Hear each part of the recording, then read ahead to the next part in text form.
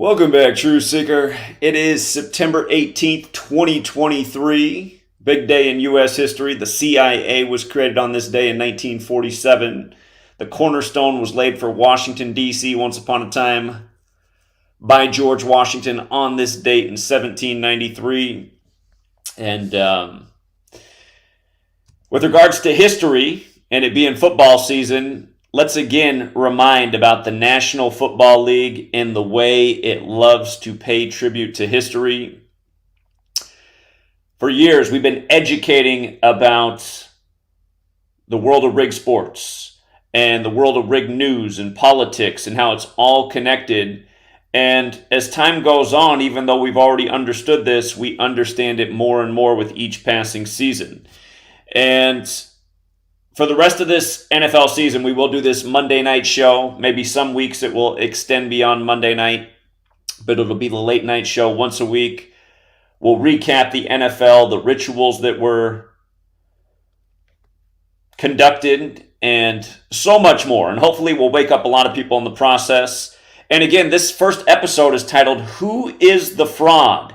Because there's a lot of trolls out there and a lot of people that try to slander my name and write, Zach is a fraud, when, again, you have to be the most bankrupt and idiotic human being to write anything of the fact. And notice, my trolls, they'll never call into the live streams and debate.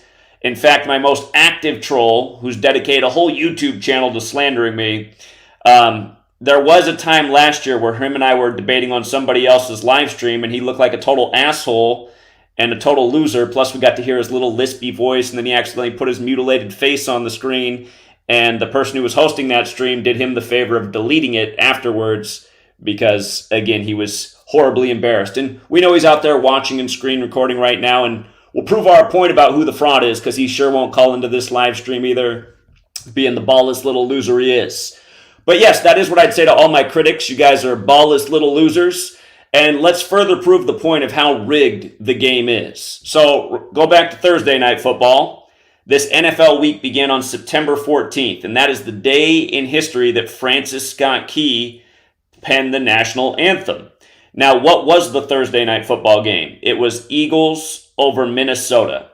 And recall, when the Eagles won their only Super Bowl, they won it in the Minnesota Vikings Stadium, and that was the year where in Week 3 we explained why the Super Bowl would be Eagles versus Patriots. And we also said before that Super Bowl was played that if the Eagles would win it, it would be Zach Ertz scoring the winning touchdown, number 86 days after his birthday, in the season that came 86 years after the national anthem was adopted. That's exactly what happened. So just think about it. On the day that the national anthem, the anniversary of it being born, we just happen to have Eagles versus Vikings in primetime. And to take you back to that season, the reason we made that call in Week 3 had everything to do with Washington, D.C. and the president of the rig selection back in 2016, Donald Trump. Again, Donald Trump has the exact same birthday. The exact same birthday as the flag, June 14th. The flag was born June 14th, 1777. When Donald Trump became president, the flag was 239 years old. There was even an article written when Trump was in office about his weight being overweight, weighing 239 pounds. And keep in mind, 239 is the 52nd prime number, and keep in mind the flag was sewn at 239 Arch Street, the year Trump took on the protesters of the flag and national anthem in the NFL. He did it on the 23rd day of the 9th month, 23/9. The first protest of that season was in the preseason by Colin Kaepernick on the 239th day of the year. So again, we had identified why after Super Bowl 51, the Patriots would be in Super Bowl 52 on the 93rd Meridian West in the 93 city. After Brady had 93 offensive plays in Super Bowl 51, we were looking for our NFC team. And again, the day Trump took on the protesters on 23/9, we said, there it is. It's about the flag, Philly, the home of the flag born at 239 Arch Street in Philly, the team with the flag on the helmet, Patriots, versus the Eagles. Exactly what happened. So fast forward to all these years later, this ritual on that day. And what's the number I always teach about with Philadelphia? 65. We call it the 65 city Philadelphia because in Gematria, Philadelphia equals 65. And It's also established on October 26th, or excuse me, October 27th, the day leaving 65 days left in the year. In that Thursday night game, Kirk Cousins got his 65th loss. We also predicted Kirk Cousins would have at least 3 passing touchdowns because it would put him at 257 for his career on the 257th day of the year on Thursday Night Football, which in Gematria equals 257. And we also like the Vikings could pick up their 257th road loss as a franchise on Thursday Night Football on the 257th day of the year. Exactly what happened. We had a lot of nice prop bets for that game, and pretty much everything came through, including the over. The only thing we missed on 35 Thursday, and again, 35 Thursday. We're teaching about 35 Thursday every single year. The first Thursday night game of the season, Lions got their first winning KC in 35 years, and Dan Campbell's 35th game with the Lions as Jared Goff had 35 pass attempts. This past week, Kirk Cousins picked up his 35th loss with the Vikings. And again, just these patterns that we teach about that happen week after week and present themselves. So, that was Thursday to start the week. Sunday, September 17th, that was the NFL's birthday. The NFL was born on Canton, Ohio, September 17th, 1920. And it also happens to be Patrick Mahomes' birthday. And did you see that what the Chiefs' score was that they won with this weekend? 17-9 on the 17th day of the 9th month on Mahomes' birthday, the NFL's birthday, as he's the new face of the league with Brady out. Baby coat. But the other thing that the birthday for September 17th is the Constitution. The Constitution was born on September 17th. That's the government. And again, NFL, government, military flyovers, nonstop military advertising, rituals year after year connecting sports and politics as we continue to document. Again, Constitution born September 17th, 1787. NFL born September 17th, 1920. That's 133 years later. Remember, 133 is a big football number. In Gematria, football's 133. It's also a big government number. Government 133. And, star player or receiver tonight, number 12, it was 83 days after his birthday. We thought that was a sign, he could pick up the TD tonight. He did. But anyhow, in Gematria, based on the alphabetic order forwards and backwards, football 133, government 133. The NFL, red, white, and blue. In Gematria, NFL equals 32, as does America, 32 teams. America founded on a 32-date numerology. But look at this perfect alignment with football and government. The NFL born 133 years after the Constitution. And again, whereas Washington, D.C. is the Masonic city, American football is credited to the Freemason Walter Camp. And again, you just got to say, what are the odds? What are the odds?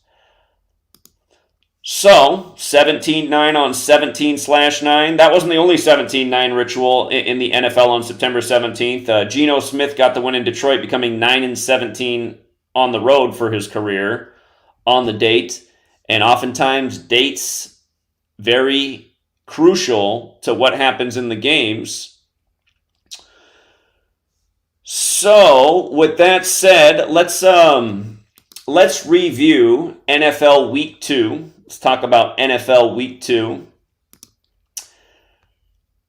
We covered Thursday Night Football, Eagles at Vikings. The Falcons-Packers game, I personally wasn't crazy about this game because a strong number with the Atlanta Falcons is 40. Last week, they kept Frank Reich on 40 career wins. In Gematria, Atlanta Falcons is 40. The opposing coach stayed on 40 wins last week versus the Falcons.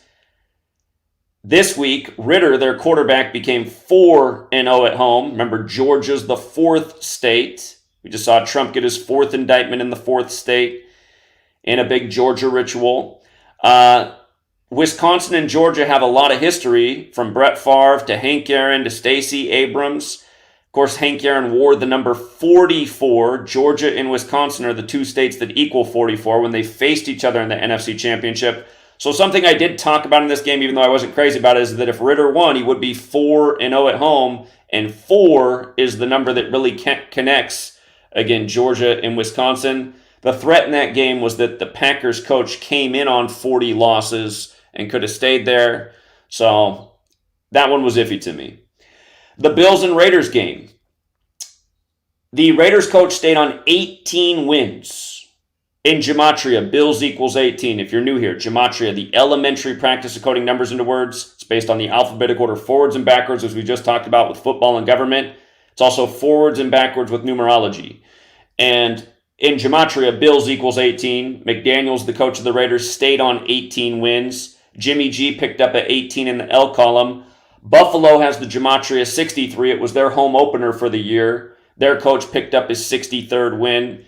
And there were just a few more numbers as well that lined up for the Bills. They had a convincing win over the Raiders, 38-10.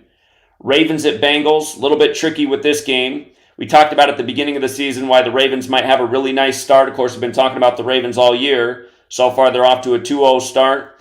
They did get their 96th road franchise win, Cincinnati 96. Remember the other year when Cincinnati had the bank shooting that was synced up with their season? It was on September 6th, the Fifth Third's bank shooting on 9-6 in Cincy. Big number in Cincy, 96. This game was tricky, though, because Harbaugh, the coach of the Ravens, he could have got his 96th regular season loss and 105th all-time loss against Cincinnati 96, Cincinnati Bengals 105. This game was on the day leaving 105 days left in the year. Another big number in Cincinnati's 51. Last week, the Browns became 5-1 versus Joe Burrow, like 51. Cincinnati has the Gematria 51, as does Cleveland. Cleveland, the city that broke the 51-year drought, the first championship since Jim Brown when LeBron won it on the real King James's birthday. So again, just Gematria. The numbers that we talk about all the times with these cities, they show up week after week. Bengals in Gematria equals 24. This game was on a 24-date numerology. Bengals lose with 24 points, 24-27. Again, good arguments on both sides of that game. Trickier game this week. Seahawks and Lions. This is the game that hurt me the most this weekend, was Seahawks-Lions. Detroit, I call it the 83 city because Detroit, Michigan's 83. It's on the 83rd meridian. We win a lot with that number in Detroit. We've had some really nice upsets over the years with Detroit in 83. Pete Carroll could have got his 83rd loss. He avoided it. Remember, there's only one city in America that equals 19, and that's Seattle. Jared Goff got his 19th loss with the Lions. And, of course, he used to be in the division with the Seahawks when he played for the Rams. But, again, that 83, it's been a consistent winner over the years in Detroit. Didn't win this week, and that's why I teach people. That's why I say never bet the house. There's no perfect patterns. I just teach people to be consistent. Make smart bets each week, efficient bets, follow the winning patterns. Again, if you've been playing over the years with Detroit in 83, it always sucks to lose, but you realize you've won a lot on that pattern. Disappointing this weekend, but still. You follow the trends, you'll win the majority of the time. And Titans and Chargers, that was also a tighter game this week. Tannehill got his 79th career win. Chargers equals 79. The problem was the coach for the Chargers could have got his 20th win. Big Titans number. Seems like in more recent years, more double-coded games. Historically, the quarterback narrative beats the coach narrative. They say the NFL's a QB-driven league. The QB narrative won here with Tannehill. And 51 points in that game as well. Nashville equals 51. Bucks and Bears. All sorts of things lined up for the Bucks here, including another big number with the Bucks historically, the 3-1-6. Tampa Bay Buccaneers 3-16. The Bears coach falls to 3-16 for his career. Florida, the 27th state. They win with 27 points over the Bears, which also has the Gematria 27. Bears go down with 17 on the 17th. Mayfield, our best team of the year so far, our most lucrative team of the year has been the Bucks. We loved the Bucks last week as a huge underdog against the Vikings. Again, you guys go back to what I was showing you when the Bucks beat the Chiefs in the Super Bowl, a Super Bowl that we called before the season began. Why Bucks would beat Chiefs? We had that one before the season even started in the year Super Bowl 55. But we were talking about how the Super Bowl was 62 days after the mayor of Tampa Bay's the mayor of Tampa Bay, that Bucks Super Bowl they won. It was 62 days after her birthday. Tampa Bay Buccaneers has that Gematria 62. Huge number with the Bucks historically. And again, that game was on 62 date numerology last week against Minneapolis. Baker Mayfield, last year he did it for us on 35 Thursday, making his debut with his new team last year. Baker Mayfield, when he gets on the field for the first time with the team, he has a history of winning. Anyway, Bucks had a huge upset for us last week, had a nice quality value win over the Bears this week. Chiefs and Jaguars, also a tight game, but we were leaning Chiefs. Ultimately, why were we leaning Chiefs? Because the Jaguars picked up their 112th home loss as a franchise. Chiefs has that Gematria 112. Another pattern we've talked about for years. The year the Chiefs beat the Niners in the Joe Montana Bowl, Super Bowl 54, where Joe Montana equals 54. That season, The Rock, remember The Rock played college football at Miami. That season, the Super Bowl was in Miami. And the episode of Ballers, the last episode of Ballers, it was 112 days before the Super Bowl. And in the episode, The Rock buys the Kansas City Chiefs. Again, the way entertainment is connected from TV show, movie to sport, just like we're showing year after year. Last year, Carolina Panthers game was perfectly synced. The distance in weeks from Chadwick Boseman's death to the Panthers game last year that was on Thursday Night Football, the eve of Friday, where the new Black Panther movie came out, that Chadwick Boseman was in. From Chadwick Boseman's death, the number of weeks to that game was the win number that the Panthers got for a franchise. And again, on the eve of the new Black Panther movie. But anyway, Chiefs over the Jags, 17-9 on the date, on the NFL's birthday, on Mahomes' birthday.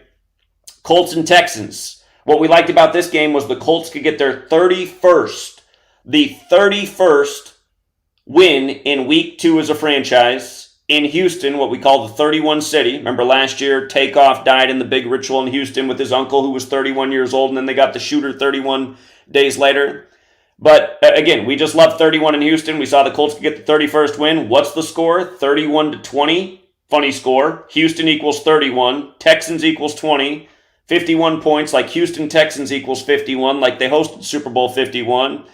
And another nice value game because Colts were a 1-point favorite. Plenty of value. And just another 31 in Houston, a pattern we've been winning on for a decade. And there's a huge high win percentage with Houston in 31. Niners and Rams. Remember, the Smash Mouth singer from Santa Clara formed the band in 94, dead on 9-4. And last week, Niners at Steelers, Tomlin gets his 94th career loss in the regular season. This week, Stafford stays on 94 wins. Last Sunday, we're at the Seahawks Stadium. Before the game, telling the Seahawks fans, hey, don't hang your head when Stafford comes into town and gets his 94th win in Seattle. Last week, Stafford gets the 94th win in Seattle, where Seattle-Washington is 94. Again, the Seahawks won their only Super Bowl in the 94th NFL season. Then Russell Wilson's grandpa died at 94. Huge number with history of 94 in Seattle. Ken Griffey Jr. home run derby winner in 94. Kurt Cobain dead in 94. 94 days after Bill and Melinda Gates' wedding. Again, these are the Seattle celebrities. Kurt Cobain, Bill and Melinda Gates. Bill Gates loses his mother in 94. Loses his father at age 94. Declares the decade of vaccines on the 94th day of his age, a decade before coronavirus in Seattle, Washington, when coronavirus pandemic's 94. 94 is just so huge in Seattle, and played for Stafford. But then also seems like something's going on with 94 in the Niners this year, and then he stays on 94 versus the Niners. Notice the score, 30-23. Rams equals 30. 53 total points. Los Angeles equals 53. Just like how Super Bowl 53, Patriots over Rams, another Super Bowl we nailed before the season began. And again, that Super Bowl helped a gentleman make over $300,000 on a parlay with the World Series and the Super Bowl. We had Boston beating LA 4-1, 99 days before the concluding Super Bowl game of the 99th NFL season, where Tom Brady would win the Super Bowl at age 41. Both things happened. And again, New England equals 99, 99th NFL season. Aaron Donald equals 99. Aaron Donald's birthday is 5/23. 5/23 is the 99th prime. Patriots came into that season with 523 wins. Only 3 teams in the NFL equal 53. Los Angeles, Patriots, and Carolina. Made a lot of sense with LA versus Patriots. Boston Red Sox also 53 who won the World Series that year. But again, just same numbers week after week. Stafford also became 50-49 at home as a starter. 50-49. Remember, San Francisco and Gematria equals 50. So 50-49, read that with your Gematria lens. It's San Francisco 49ers. Again, the team that used to be 5-0 in Super Bowls that hosted Super Bowl 50. And then Giants Cardinals. Cardinals with the points. If you took it that way, you won. If you put them in a dollar parlay, you lost. They gave up the big 20-0 lead. The Giants coach became 11-9 in this game. Remember what the World Series was after the 9/11 attack on the 11th day of the 9th month? Of course, it was the Yankees losing to the Arizona Diamondbacks. But yeah, the narrative for the Giants to potentially have lost that game was that there was a potential 33 that could have played against them. Glendale equals 33 on the 33rd parallel. It's better, though, when you have a strong riddle in a QB statistical category. And Cardinals did cover. Jets and Cowboys. Again, no one's shocked that the Cowboys beat the Jets, but do notice the Cowboys have opened the season against the New York teams, and both games were 40 points. So there's definitely something going on with that 40. We talked about what that could be on Patreon today. Again, if you want to join us on Patreon, we'll keep some of the greatest gems there. But there is something very interesting about what could happen with the Cowboys this year in the number 40. But you got to pay attention to the patterns. Why are the Cowboys playing New York teams back-to-back weeks to start the season? And why are there 40 points in both games? I did think the Jets were worth a dollar parlay. Again, a dollar parlay is where you try to turn a dollar into 20, 30, 50 bucks. And our dollar parlays did not hit in the NFL on this day, but they did hit in baseball in a big way in the Brewers game. Brewers stayed on 84 wins on a Sunday, where that's a very powerful number. And the Brewers getting beat was a huge payout in baseball. But that's the thing about dollar parlays. You could put 10 separate dollar bills down. You only need to hit one of them to come out ahead. They're games that have a lot of value in a parlay. Now, I think our best game of the week, the best call of the week, was Commanders over Broncos. And man, what a Hollywood script in this game. 68 points in Denver, which is 68 land. We really like the Commanders to beat the Broncos because so many things lined up in this game. This is a rematch of the 1988 Super Bowl. And by the Commanders winning, they became 8-8 versus the Broncos all time. Plus, in Gematria, Washington Commanders, the new name equals 91. They made that name change last year in their 91st season, where 91 played in a lot of rituals for the early part of their season. Sean Payton got his 91st career loss in this game. And Ron Rivera got his 103rd win. Ron Rivera got the 103rd win.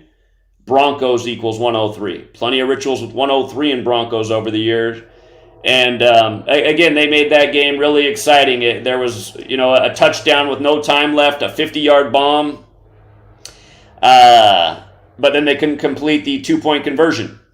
And notice also, Commanders win with 35. Remember, the first winning score ever of a Super Bowl was 35 points. Packers over Chiefs. 35 is so important to football. That's why 35 Thursday happens nearly every week. 35 in Chaldean and Septenary Gematria, which are relevant ciphers. Again, I have books out there if you haven't read them where I introduce all the ciphers and the relevance, but Super Bowl and football both equal 35 in those ciphers. And remember, the football is the shape of the I, the word I, E-Y-E, the fifth letter, the 25th, the fifth, 35. Very special number. And again, perfect script. 68 points in Denver, too. Dolphins and Patriots. An omission here. The number I always look for on Sunday Night Football is 39 because SNF is 39, and year after year that number is so important in Sunday Night Football. Last week, the Cowboys got their 39th win on Sunday Night Football, beating New York. And the Cowboys got their 39th win in Week 1. The Giants stayed on 39 wins in Week 1. And I want to say there was another 39 on the Cowboys side that's skipping my mind. Had the Patriots won, the Dolphins would have picked up a 39th loss in the series. Instead, what happened is Bill Belichick got his 167th loss, the 39th prime number. Things like that can be tricky. But again, just being aware of the numbers gives you a major insight to, again, the script and how these same numbers are showing up week after week in these primetime events. I mean, we've been teaching about 39 and Sunday Night Football for a decade now. Now, tonight, all week, I was thinking that the Saints had the game tonight, but I changed my mind before game time, and I'm not mad about changing my mind because I changed my mind for a good reason. I did a little additional research and flipped my pick, which obviously ended up being a mistake, but the reason I originally liked the Saints to win this game is because today leaves 104 days left in the year, and Roman Catholic Church is 104, and you can't get more Roman Catholic than a saint. If you don't know what a saint is, that's completely Catholic. If you're a good Catholic, you're a great Catholic. So often it's a pope. When you die after death, then you gain the title of saint. So someday it'll be Saint Pope Francis when he passes away. But 37 combined points, Carolina 37, Saints 37. The Saints picked up a 37 in the series. And the reason I flipped my pick for years, again, the first time I ever got mainstream recognition, USA Today wrote their article about what we did for Super Bowl 50, how we called early in the season, why Broncos would beat Panthers, Von Miller beat MVP, all that. It had everything to do with the history of the Carolina Panthers, Cam Newton, and the founder of the Black Panther Party, Huey P. Newton. So, check this out. Most simple cipher, just the alphabetic order. Monday Night Football equals 213, okay? Monday Night Football is 213. The founder of the Black Panther Party, Huey P. Newton. His birthday is February 17th. And notice, hold on. Let's just measure from the birthday to his birthday anniversary. He's no longer living. He died the exact same year that Cam Newton was born. But from his last birthday to today's game, exactly 213 days. And had the Panthers won tonight, they would have got their 213th regular season win as a franchise. And after realizing that, I in light of what we've documented with the Panthers and Huey P. Newton, there's been a lot of rituals over the years. This wouldn't have been the first one. It just would have been the latest. And again, there it is right there. All-time passing leader Cam Newton, but Panthers on 212 regular season wins. And they stayed there. They didn't get 213 on Monday Night Football, which is 213 days after Huey P. Newton's birthday. So, again, things like that's exactly why I teach people never to bet the house. I just teach, and I said it tonight too, I said, I know that's a really great riddle, but Saints do have some things. Saints also had the 33 on their side tonight, which is historically the Monday Night Football number. But, from what we've already accomplished and everything we've proven about this connection, I just couldn't go against that tonight. And the other thing is Ron Rivera, their greatest coach of all time, he came back from 21-3 yesterday in the game that we really like for the upset. So it felt like it was another 2-1-3 lean, but it missed. Still, you got to ask yourself, what are the odds that they even had it lined up that way? Because why in the world are the Carolina Panthers even playing in prime time early in the season? Normally, teams that are scheduled for prime time early in the season are teams that were good last year. And again, that wasn't the Carolina Panthers, and nobody's expecting them to be good this year. So why in the world are they on prime time on this day of all days? There are some times where I wonder if somehow the script gets blown, or maybe too much money was one way. Anyway, that got me tonight. So I changed the thought once I realized that it was 213 days after the Huey P. Newton birthday anniversary. But by the way, if you are new here, again, I want you to realize Huey P. Newton, the day he died, August 22nd, 1989, the day Cam Newton was born was May 11th, 1989. And the thing about May 11th, the day he's born, and August 22nd, the day that Huey P. Newton died, those days are reflections of each other. August 22nd leaves 131 days left in the year. May 11th is the 131st day of the year. Again, if you're new here, Gematria, there's 4 base ciphers. Notice how Huey P. Newton has that Gematria of 131. Cam Newton born the year he died, 131st day of the year, day leaving 131 days left in the year.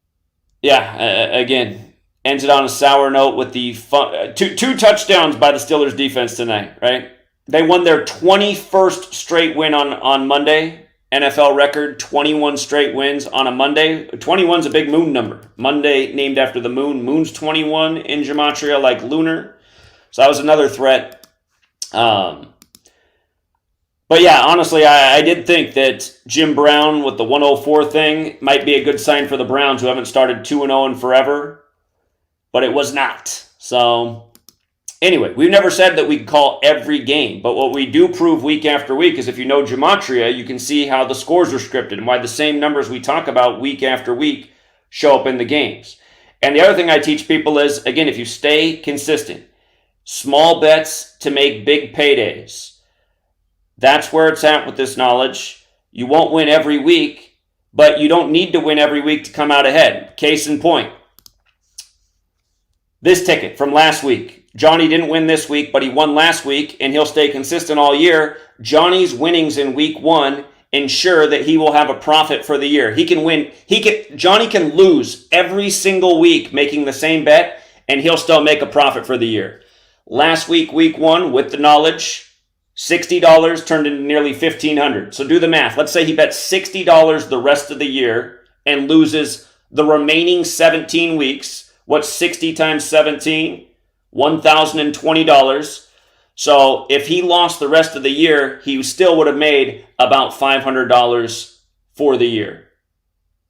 And again, he's going to hit a lot more this year. It's not that he's going to lose the rest of the season. A lot of people this week lost in my community because the Lions game blew it for a lot of people. But again, a lot of people won last week.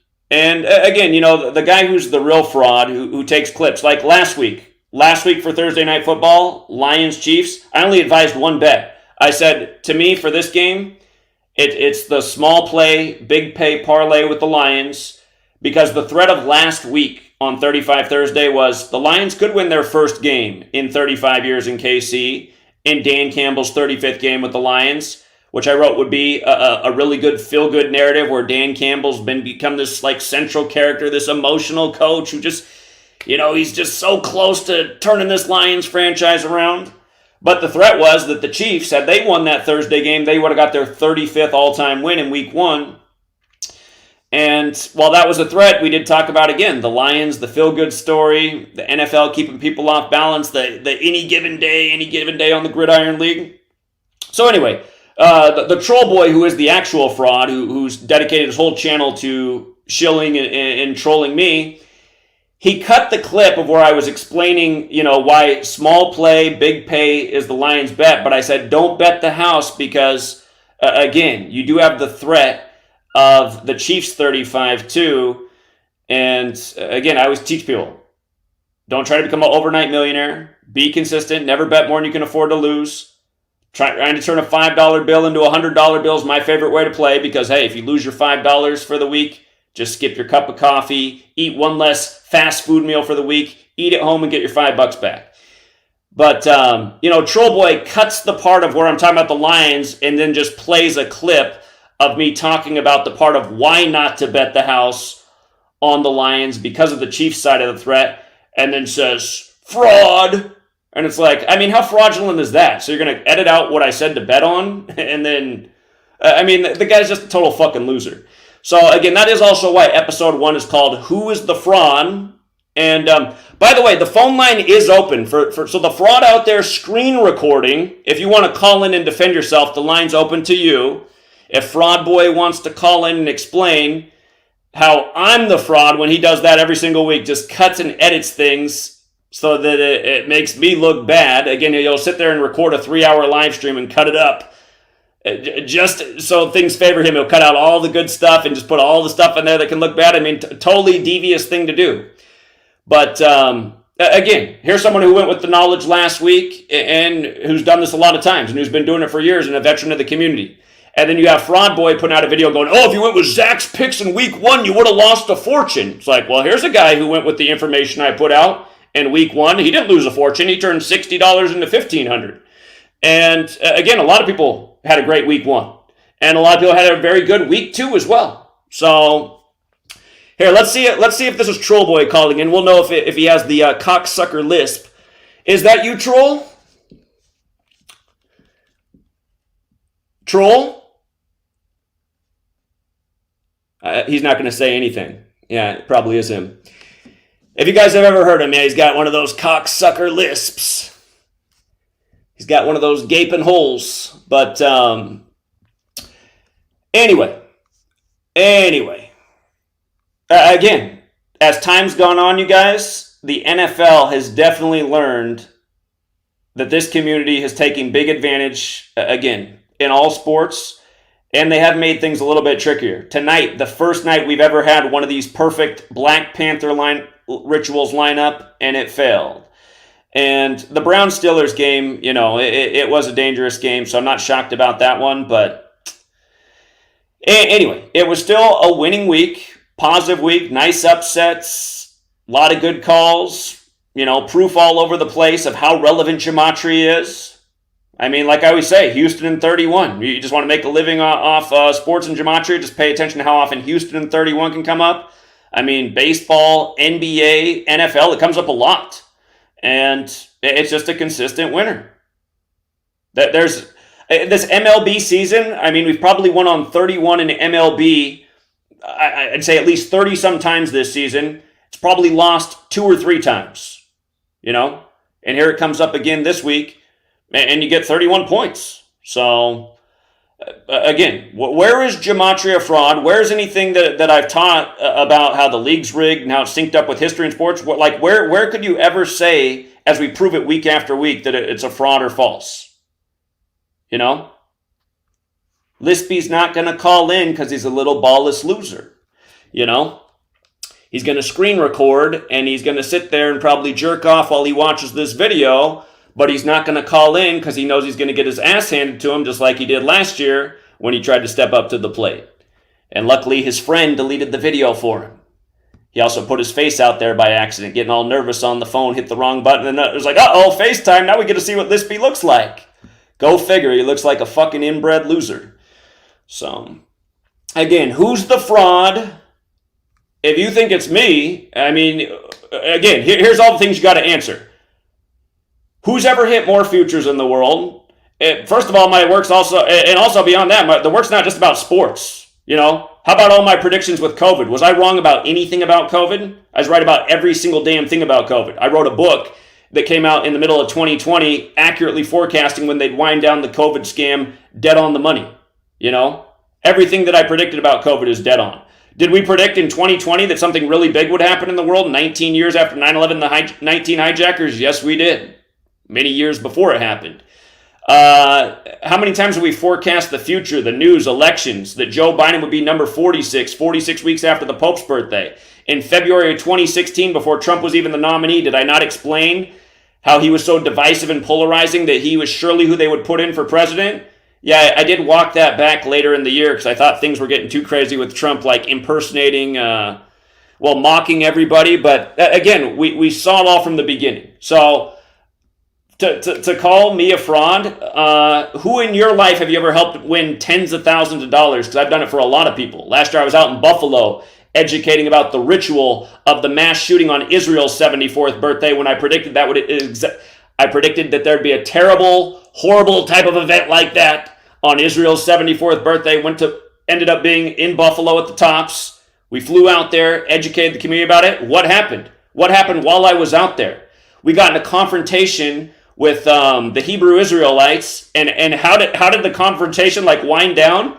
One of them got a call from his brother who follows me, and he told all them to chill out and that they need to listen to what I was talking about. And the one of them goes, man, my brother just called me, said this guy's helped my brother make $70,000 off of the NFL in the years he's been following him.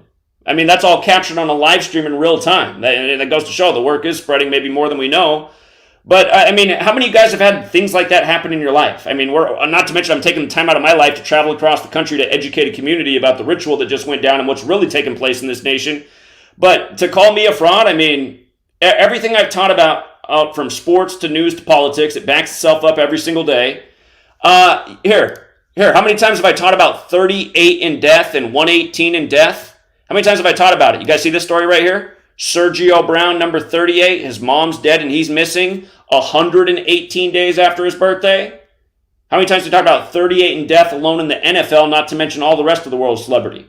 What I'm teaching is fraud. I'm trying to show people how these leagues are murdering people. What 38 has to do with death, murder, killing, RIP, why it's on the cover of the Murder by Numbers movie poster, that number. That it's more than a movie.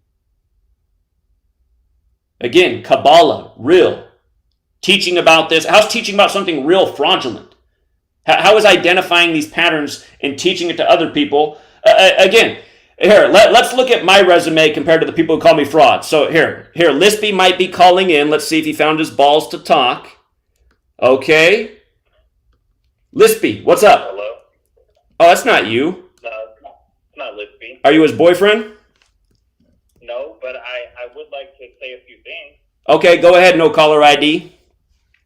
All right. So I'm going to speak from the position that I think that guy's coming from. And it's not that Gematria is a fraud, and it's not that the information doesn't have value and that it's not real. I think the place that he's coming from what I understand, is that it's very difficult to actually make correct picks using that knowledge. And the evidence that what's very difficult? Well, I'll give an example. You personally don't even use this knowledge yourself.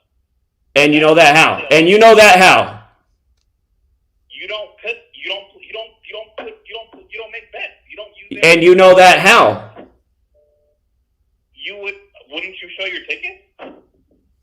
Would I show my tickets? Well, all right. So I'll then here's your opportunity. Do you place bets? Yes. So why can't we just tell your picks if you're making money on it? A lot of us have been making money for a long time. Again, were you watching the stream in Buffalo? The story I just told about the guy who explained to the group how he's made $70,000 off the knowledge over years. There's a lot of people who have made a lot of money in this community off the knowledge.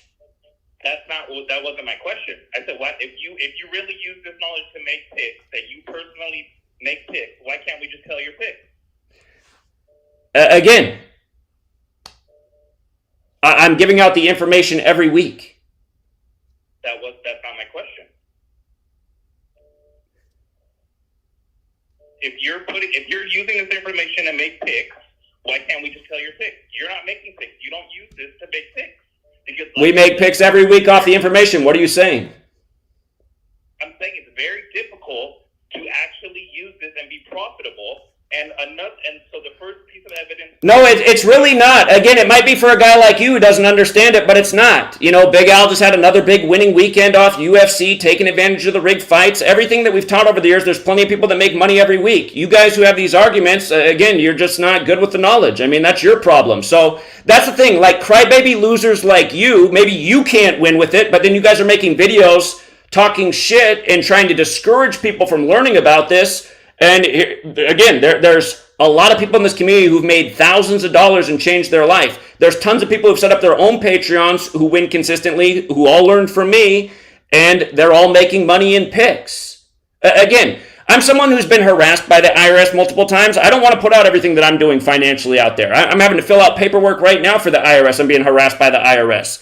Again, I mean, your arguments don't make any sense. All you guys come with these same bullshit-ass arguments that don't make any sense. Nothing you said made any sense. All right, hold on. All right, so that was just my first point. You don't need to put, and I understand what you're saying about the IRS situation. I'm not asking you to put yourself in a position. Yeah, you are. That's what you all are doing. And you guys are probably all feds, too. Your arguments don't make any sense. You're going, how can you make any money off this? And we're showing you all the people making money off this all the time. There's tons of people who are making money all the time. A lot of people made money first week and this week. First 2 weeks. A lot of people have had good first 2 weeks. Okay, please don't interrupt me because I'm not interrupting you. So what I said the first time was that if you are making picks, why can't you just put out, hey, these are the picks that I suggest? It doesn't have to, you don't have to say... What the fuck are you talking about? Are you on the Patreon? I mean, I show what games I like every week. What the fuck are you talking about? No, you don't. You say close call, and then after it hits Is that what I write? Close call for every game, or do I point out what games I like? I can specifically tell you that for the Tampa Bay Buccaneers game in week 1, you said close call, and then on live stream afterwards, you said I love that game. Okay, you're full of shit. You're full of shit. I was emphatic about that game. I said the one. Hold on, you're full of shit. I put out a separate post once I realized how they could get the 170th all-time home loss plus the 62. Emphasized it over and over in the Patreon videos, like what, 5 fucking times, that I thought that was the best upset pick of the week? No, you didn't. No, I didn't. Bullshit. Here, I'm hanging up on that fucking guy. If somebody else wants to call in, somebody who won money, like here's Johnny who took Tampa Bay. The only thing I'm surprised that Johnny didn't put on his ticket was Seattle getting upset by the Rams, which I also liked a lot. But again, that guy's a fucking loser. Anybody can go back and listen to the video and go read the posts. And again, we did another stream even that Sunday morning, and I again emphasized the Tampa Bay upset and how Mayfield, I mean, again, I said the one thing to worry about in that game is the 26 could fall either way, but you had the 62 Tampa Bay history and you had the 170th franchise loss in the history of Mayfield winning in his first game. And again, I mean, it's just the Lispy guy who's probably his bunk buddy right there. Literally, you guys can watch my live stream in Seattle where in the first 5 minutes of the stream, I'm telling the Seattle fans all about 94 in Seattle and why they shouldn't hang their heads when Stafford gets his 94th win today before the game's played. And then you got Lispy making videos saying that I never liked the Rams to win. It's just like, this guy's a fucking loser. Here, let's see if we got somebody who's actually honest to call in. 718. Hey, how's it going, Zach, man? Yes, I did actually make money off your decodes. Most of the time I actually do. But I have some mind-blowing shit here, man. Here, tell me something real quick. Were you with us week 1? Did I not emphasize several times that I like Tampa to upset Minnesota? Yeah, the thing is, you just got to read through it. You just take your time, and that people don't. Would you conclude that last guy was either a liar or a fucking retard? Is that, some people always find something to complain about. Yeah, I mean, that guy's got to be a fucking loser. It's like, you guys, for people who don't know, you have no idea how many times I emphasized how much I like the Tampa's narrative to beat Minnesota. I mean, for that guy to call and be like, no, you just said it was close call. It's like, get the fuck out of here, sorry-ass motherfucker.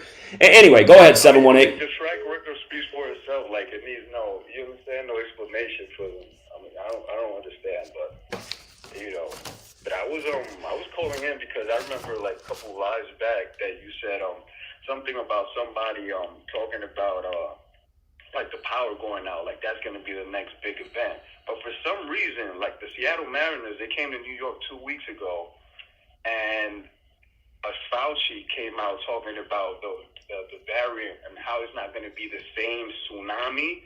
Like they were emphasizing the word tsunami, and Mayor Adams the next day talking about how the economy is going to crash into a tsunami, economic tsunami. So I'm like, okay.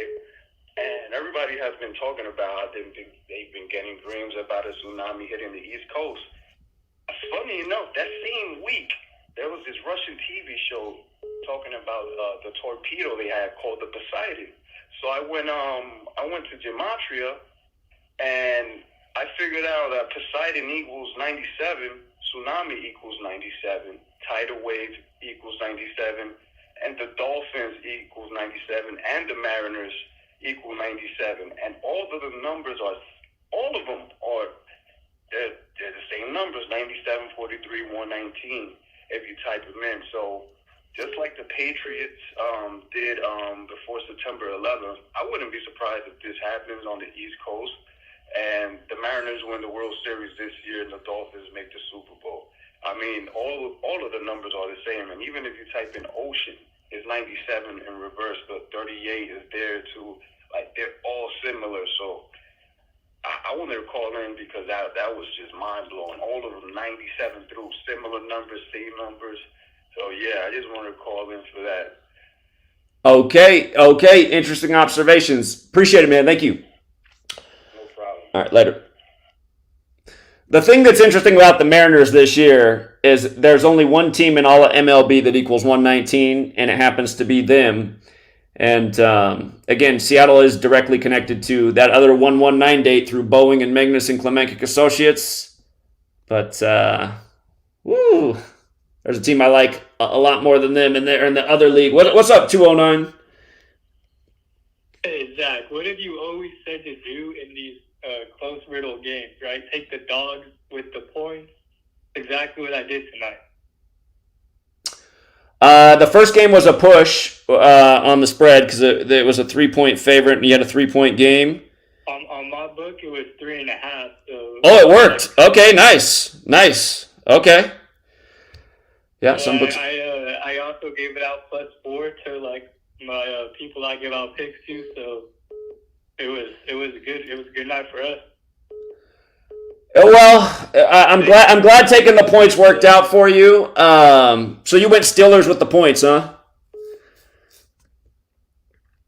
Caller? No, I didn't touch the Steelers game. Oh, you left that one alone. Yeah, that was a smart call because, like I said, I knew once Watt scored that touchdown, it was over. I was like, that's the final score right there.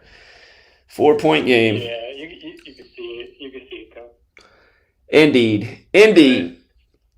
All right, well done. Well done. Everything that you say, the knowledge you're putting out, you can't dispute it. Literally, it's proven week after week, day after day. Like to say this isn't how they do stuff. Exactly. Again, everything I've taught, I haven't had to backtrack any of it. How the sports are synced up with history, and when you can recognize these things, it can be very helpful. And sometimes it will burn you. Like, again, tonight I liked the Saints until I realized the 2-1-3 thing with Huey Pino. I said, I've won too many times on that. I can't go against that. And I'm a little bit surprised they didn't do that. I'm scratching my head about that one. But again, we've won so many times on that pattern. And again, we changed people's lives by figuring that out years ago. I mean, a lot of people made tens of thousands of dollars off that Super Bowl, and they didn't have to invest much on it when we figured it out. Again, $500 bets turned into over $10,000 parlaying the things that we had for that Super Bowl when we figured it out. We've done that for a lot of people. So, again, you guys, I just want to make a point about my futures and the calls I've made. If you took my advice in the 111th World Series in spring training, the Mets were 40-1 to win the pennant. And we like the Mets a lot in spring training to be in that 111th World Series. So, again, you'd bet 100, you would have done 40 times your money. In 2016, we nailed every sports future. Imagine hitting every sports future. That's huge odds. So, I mean, we haven't hit every future every single time, but we've hit so many futures over the years in so many sports. If you were just being consistent, you're playing with so much house money. I mean, just after the Mets, you would have been able to lose your next 40 futures if you just bet 100 each time, and that definitely hasn't happened. We've hit so many futures. So when I have these people calling in going, the problem with the knowledge is it's so hard to win. No. If you've been following me over the years and doing what I've been recommending and putting out, you are way ahead. And there's a lot of people in this world that are that way. And like I've also said, in the last 3-4 years, it has become more challenging calling games and even futures. And I think that's because, again, I mean, I had USA Today write their article about me in January of 2016. It's almost an 8-year-old article now. There's eyes on what we're doing. Maybe tonight, had we not noticed the 2-1-3 thing, and I stayed with my Saints pick, maybe that would have played out. Part of me wonders about stuff like that. Because, again, you got to ask, why did they script it that way, but then not have that be the outcome? So, anyway, anything else? No, really, man. I'll just say most recently, too, the Phillies, to make it to the World Series, you had that one. You had that one dialed in. Hold on. We're going to get World Series. Okay. I had to take 2 teams last year in the NL. I had Phillies or Dodgers at the start of the season. And we were lucky it was the Phillies because it was a lot better payout. The year before that, 117th World Series, we had the Braves or the Dodgers in the National League. And to win the World Series, Braves won it. So the year before that, we only had one team, Dodgers, to win it all. Dead on. 115th World Series, before the playoffs started, we had Nationals to beat Astros in Game 7, exactly what happened. Helped a gentleman turn a $5 bill into over $5,000 off that. And again, that was Big Al, who parlayed that with some UFC fights and some other things. 114th World Series. That was the year we helped a gentleman make over $300,000 because that was the year that Boston over LA World Series was synced up with Boston over LA Super Bowl 99 days apart in the 99th NFL season when New England's 99. 113th World Series. Well, Vice News wrote their article about me for calling why the Astros would beat the Dodgers in August. I didn't have it in spring training that year, but I had the right 2 teams with still plenty of games left. 112th World Series, we guaranteed the Cubs would win the World Series in spring training. That was right. 111th World Series, the first ever baseball future I put out, I had Mets winning the National League and being in the World Series with huge odds. So, I mean, that's all facts for Major League Baseball. And again, that's just one sport. We've murdered the NBA, NFL, MLB, college sports. I mean, yeah, who's the fraud? Anyone calling me a fraud is the fraud. You know, and you always talk about Skull and Bones going deep into these leagues. You know, Mike Evans, he got a touchdown his last game. It was 22 months and 3 weeks since his last touchdown versus the Bears. Skull and Crossbones 2-2-3, Tampa Bay, the Skull and Bones team. He does it. He gets the touchdown. Yeah, you know, it's funny. I just saw this movie this weekend. Talking about forever. I'd never seen the movie Wolf of Wall Street before this weekend, and if you've seen that movie, early in the movie, it's about a true fraud, a fraudulent accounting or stockbroker firm that rips people off with penny stocks and other things. But they're gloating about how they made $22 million in 3 hours. So numbers are everywhere. What a joke. Yeah. So, anyway, appreciate it, man. And I'll let other people call in. All right, appreciate the call. Later. Thanks. What's up, Joey? Yo, I just want to say this knowledge has made me be able to call shit like a motherfucker, man. Hey, did you bite on the 2-1-3 riddle tonight for the Panthers? I didn't. I'll get to why I didn't. I'll get to why I didn't like the Panthers tonight. I like the Saints, actually. I did like the Saints until I found the 213 days after Huey P. Newton's birthday, and then I said, oh, never mind. Yeah, I'll get to that in a second. I wanted to start with Thursday night football with the Vikings and Eagles. I already covered the Thursday night football ritual. We don't need to go over it again. No, I made a good prop bet. I made a really, really good... We had a lot of nice prop bets in that game. Okay, what was your prop bet that you had? Jordan Addison. Yeah, I liked him. Jordan Addison to have a good game. Yeah, I liked him to have a good game too. He had the numbers for that game. We hit it. The only prop bet of mine that missed in that game was Boston getting a touchdown, number 35. I thought he might do it on Thursday. But this is how rigged it is. This is why I said Jordan Addison's going to have a good game. I don't know what you had, but this is what I had. So back on the 201st day of the year, he was in the news for going 140 in an 85, or in a 55 mile per hour zone. He was going 85 miles per hour over the speed limit. National Football League equals 85. This was on the 201st day of the year. Exactly 85 days after he was drafted. He was going, and the key number with this is 140. He was in the news for going exactly 140 miles per hour. And of course, he went to college at Pittsburgh, which equals 140. Then he transferred to the USC Trojans, and USC Trojans equals 140. So Thursday night football, I noticed I did the days from the day he was drafted until this Thursday night football, 140 days. I'm like, okay, he's going to have a good game.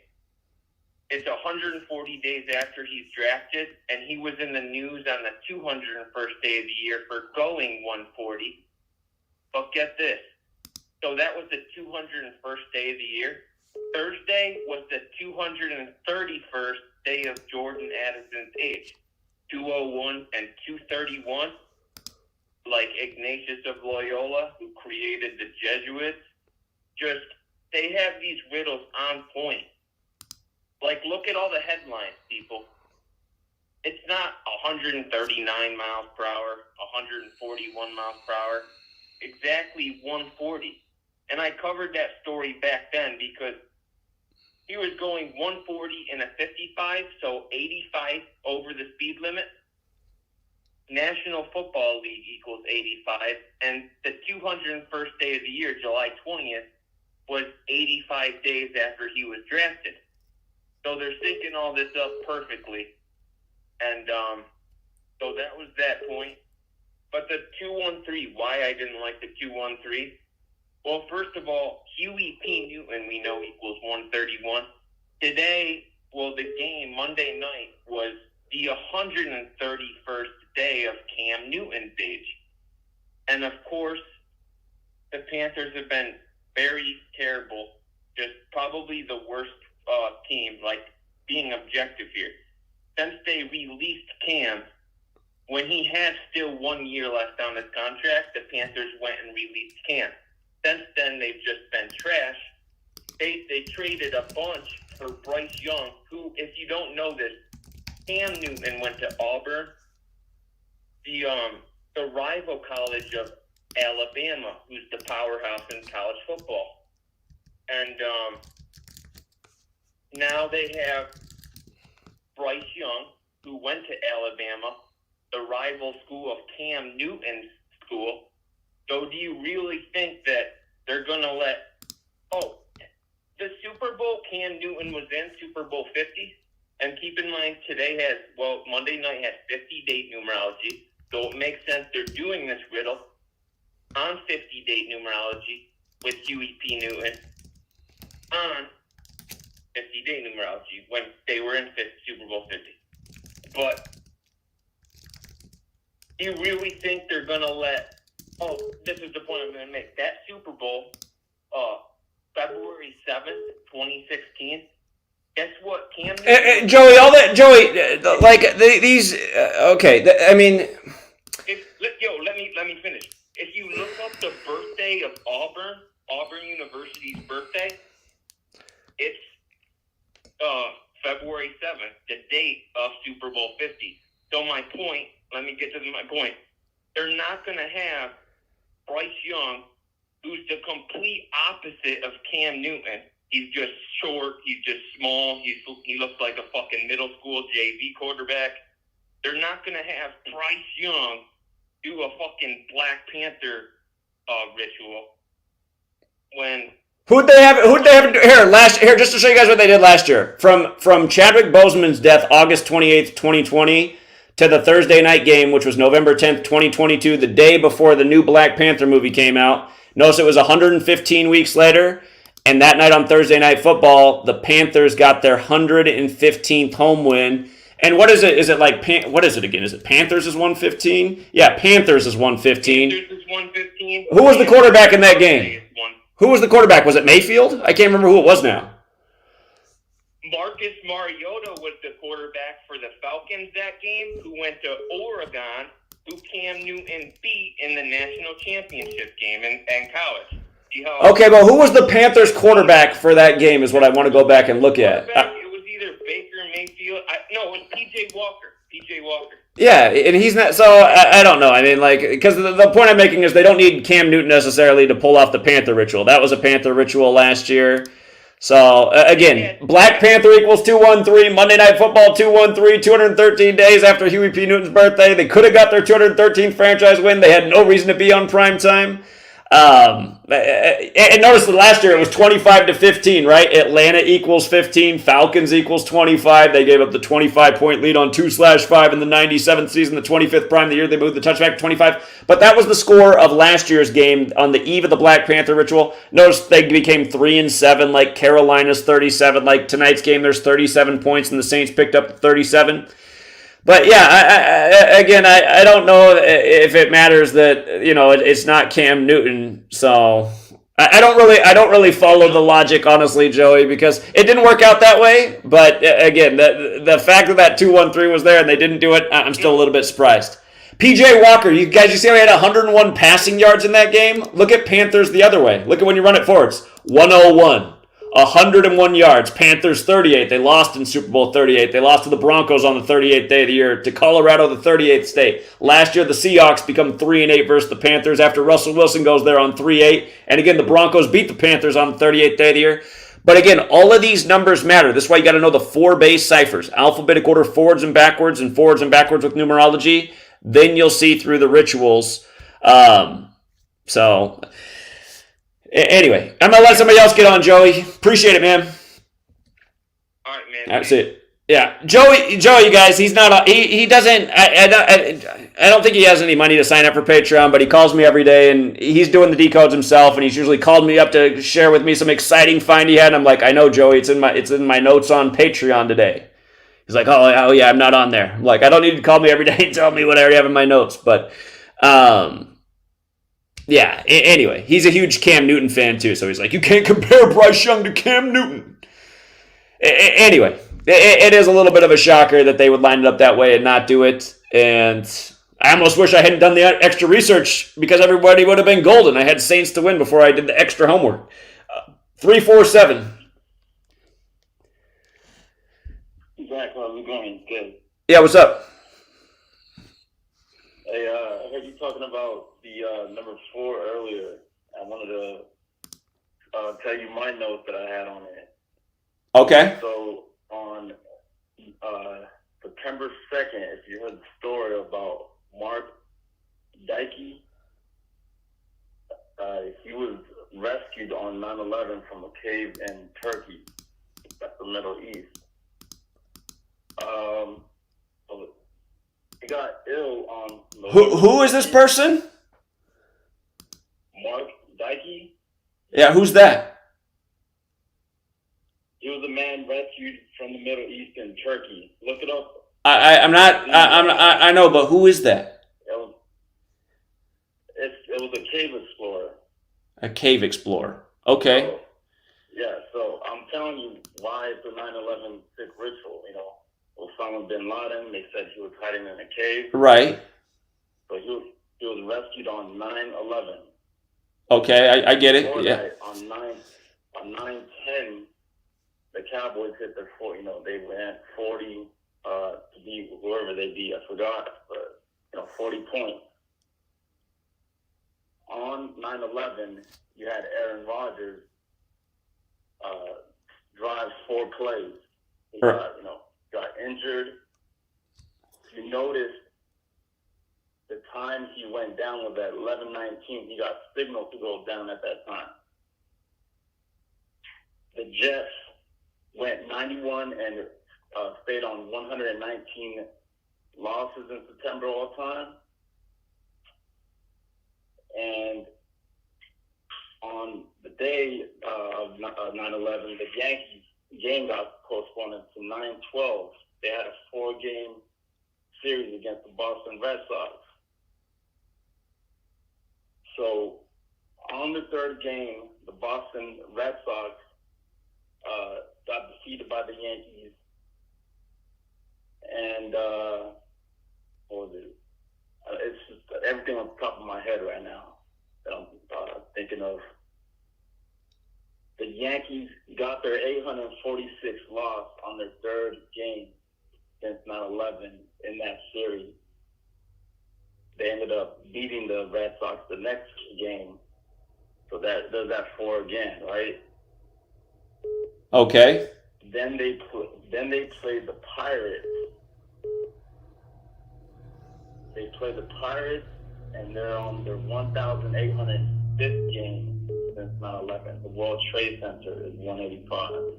Right. They gave Derek Shelton his 322nd loss. George Bush, a member of Skull and Bones. Okay? So I'm just chiming in about that number 4 that you're bringing up. The Yankees played a 4-game series against the Boston Red Sox. They got their 846th loss in that series. And, just chiming in with everything with 9/11. Okay, yeah, that's interesting. Again, they say the first plane hit the building at 8:46, and then they put that number on George Floyd initially in the Twin Cities, and There was 4 planes total in 9/11, right?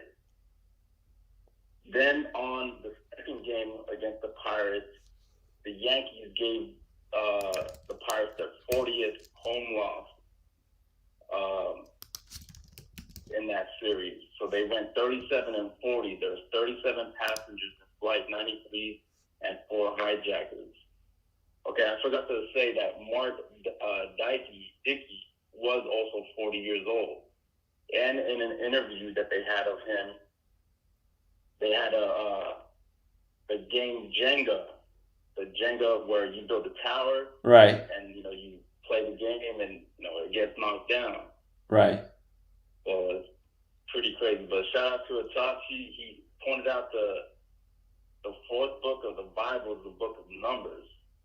So I just you never knew that before? I mean, I point that out all the time. I didn't know that. I point that out all the time, my man. But anyway.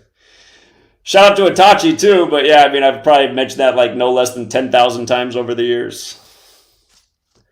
Yeah. All right. Anyway, appreciate it, man. Thank you. Here, 9/11. Here, you guys. 9/11. What happened this year on 9/11? Remember the country we've been fucking with forever, Libya? They said 2 dams failed and might have killed over 10,000 people. And look at the names of the dams that failed on 9/11.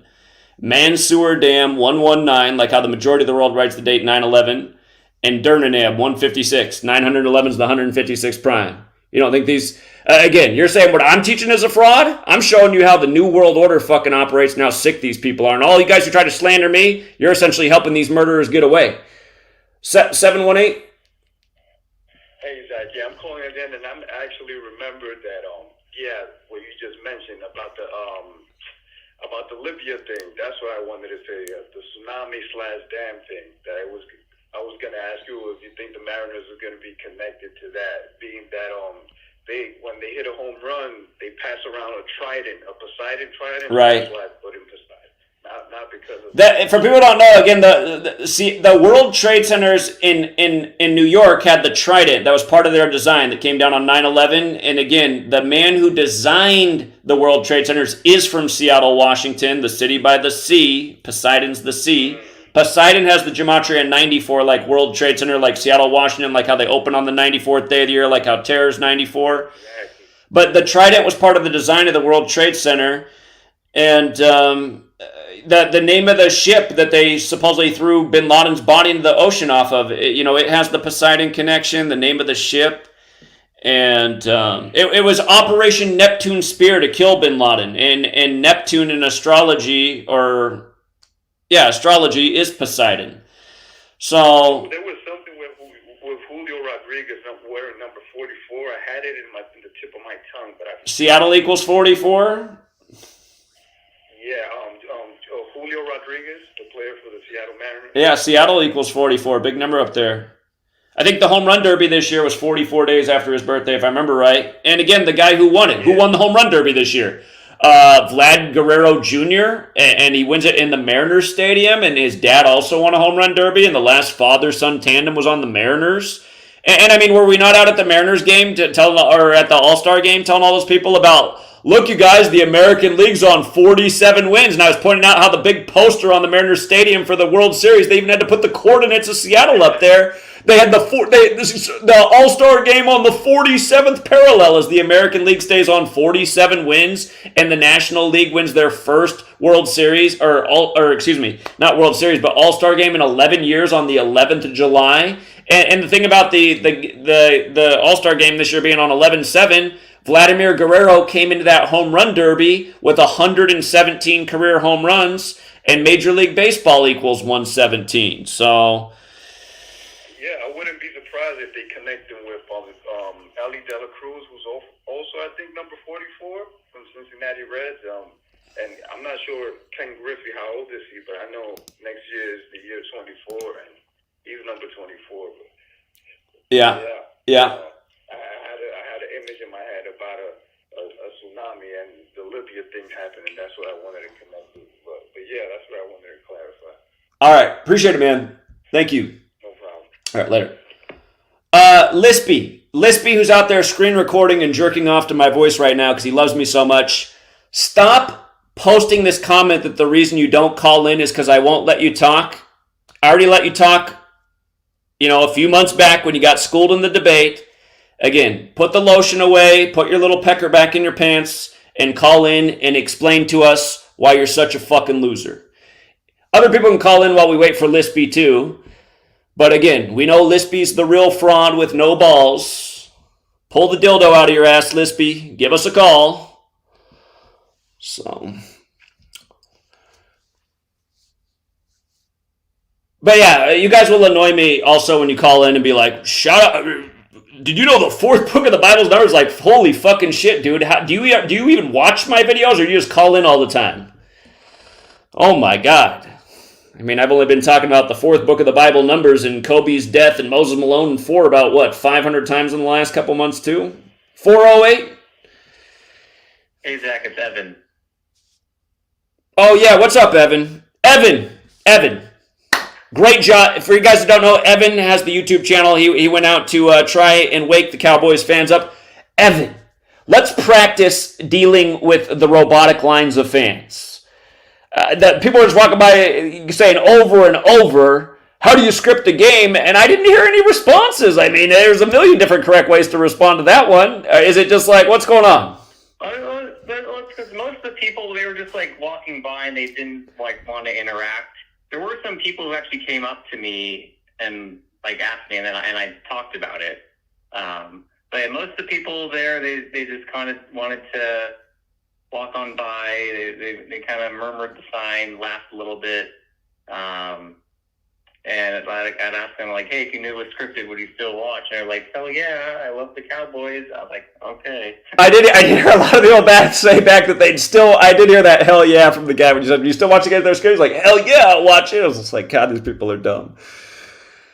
But yeah, when they all walk by and go, how do you script a game? I mean, how don't you script a game? Like, do you watch these games? You should just be blasting with it. You say, does this not sound like a script to you? The 97th NFL season, they moved the touchback to 25 yards, only for the Super Bowl to end on 2-5 with a 25-point comeback? I mean, where's that the script? And then just go over to the next example and the million other examples. I mean, what they just did on Thursday Night Football. It's just... again, I mean, Evan, next time you're out there, have some things ready to go so that as soon as you get those, because they're all robots. Notice how everybody walks by and says the exact same thing to you. Like, literally, these people are robotic. They're all thinking the same things. They all have the same lines. Smash them all. You know, a lot of people walked by and said that same thing to you, and I was like, why isn't he getting them back with that one? He's like, are you letting him win with that line? I mean, that shouldn't stump you. But I do love that you're out there, Evan. And for everyone who's in the Dallas area, you guys got to be out there with Devin. Or not Devin, but Evan. Pound and pavement. So.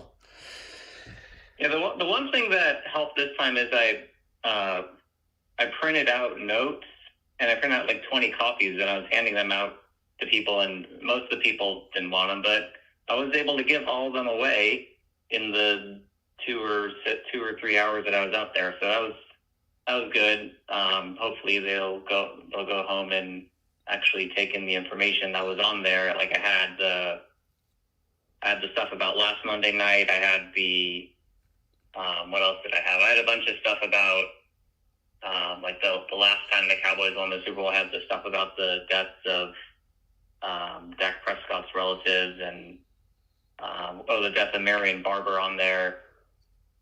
There's some other stuff I can't remember that I had on there, but it was 2 pages front and back, and I included the links to a lot of people's channels and your website and the Gematrinator. So we'll see if those people actually take in the information. But I guess the one thing that I did learn is that I don't necessarily need the megaphone. I think it can help in certain places, but where I ended up setting up, it wasn't really that necessary because there's a lot of people that are walking to the stadium, and I was right there. However, if I had set up in a different location, like I think where I was at the beginning, the megaphone worked out well, but unfortunately I had the run-in with the security there. But what do I want to say? Like you said, it is kind of hard to like get them to stick around because they just want to walk by and go to the game. But I do think that maybe I could do a better job of like having more riddles to stay on the spot. Because sometimes I just have trouble with. Sometimes it just doesn't come to me right then, and I'll think about it like 10 minutes later, like, oh, I should have said that. Have a note card and just like have like 3 or 4 solid examples to just go back to and to jog your memory if you forget. Right. Yeah, but it's great that you're getting out there. There are also a lot of people that walked by and they weren't necessarily interested in taking the handouts, but they're saying like, "Oh yeah, I agree with you." Don't let the authorities intimidate you either. You should not have given them your ID. You didn't have to. And what did he tell you? You couldn't be on the megaphone? No, it wasn't that I couldn't be on the megaphone. It was that I couldn't be like at that specific, spot because I was on. So at first I was like up on this little ledge, and then I came down because I thought it would be better. I'd get better interactions if I was down at the sidewalk level. So I came down, and then they came to me like maybe like 10 minutes after that, and apparently they said it was because they got the call to come over because I was on the ledge, and they said that that's Cowboys property, even where I was like on that corner because there was like a little piece of grass that I was on. That was technically Cowboys property. If I had gone like a few more inches forward, maybe not 4 meters, maybe like a couple more feet forward, I would have been fine. But then it would have been hard to have the sign set up and all that, and I would have been blocking traffic. But I think that was it's because I was on the Cowboys property. I think that was the main issue. But what's interesting is I didn't get this on camera, but when I was heading back to my car after I was done, there was a religious guy who was preaching. He had like a speaker that wasn't quite as loud as mine, and I asked the security guard, I was like, "Hey, I was in that exact spot a couple hours ago. Why is..." The same thing happened to us at the Lakers stadium. They were letting the religious guy just harp on all day on the campus. Didn't say anything to him. He's just going on for hours about how everyone's a jerk off going to hell. And then when he was done, we set up and then they came out right away in a huge team. We're like, "You guys need to back up and be back here." And we're like, "Oh, so the religious guy can just tell everybody they're a jerk off for hours. The moment we get out here and talk about Kobe's death at 41, there's a huge security team out there saying we need to get off the premises." So again, it just goes to show, it's selective. And I'm pretty sure all those religious weirdos, they're out the stadium. I don't know. They're always at every sports stadium for all of my life. It's almost like it's part of the show. So anyway. Yeah, but he said that, like you were asked to leave because you were on the ledge. Then I told the guy, I was like, "Yeah, but then I came back down and they said that wasn't okay." And I was like, "Well, is where he's doing, is that on Cowboys property?" He's like, "Yeah, you probably can't do that, but I'm not going to worry about that right now." But I had to go at that time, so I didn't want to further argue with them. But yeah, I think they're selective in what information they want to have broadcasted. Yeah, that's for sure. So, all right, well, great job, Evan, and you'll get better as time goes on. But I appreciate that you're getting out there and sharing the knowledge. Thank you. Yeah, thank you. All right, see you. Yeah, it's amazing, all these losers that just like hang around and troll but don't have any balls to call in, and then when they do call in, they just have the same stupid shit that doesn't make any sense. Their false accusation. "How come you don't bet on it?" It's like, what the fuck are you talking about, moron? What do you know what I bet on? God, these people are fucking dumb. And I'm amazed at how many fucking losers have just proven to be losers over time. You guys, I kept the knowledge at $5 a month for a long time. And I mean, you can still get most of the sports information for $5 a month. But this year I upped the price to $11 if you also want the video streaming. And part of the reason I did that is just to keep less trolls out of the stream. Because it seemed like a lot of people would just call in with just like bullshit ass things to try and, mislead the community, and trying to phase out those people. But also part of the reason I kept it at $5 is there's a guy named Dave in Chicago who's been around for years, and he's won a lot. He's won a lot over the years and done well in our community. I see him over in Lispy's video channel now, just like sucking Lispy off, and I'm like, what in the hell? How's this even happen? I taught this guy. He's made all this money off the knowledge over the years, and now he's over there worshiping Lispy. Like, what the fuck is going on? But the thing about that guy is he would always write and ask, "Zach, please don't ever raise the price. Please keep it at $5. I kind of kept it at $5 for so many years for him and a few other people like him. But now I'm like, okay, is that guy been a troll the whole time? Is that why he was always asking me to keep the price at $5? Because he was really just some agent? Anyway.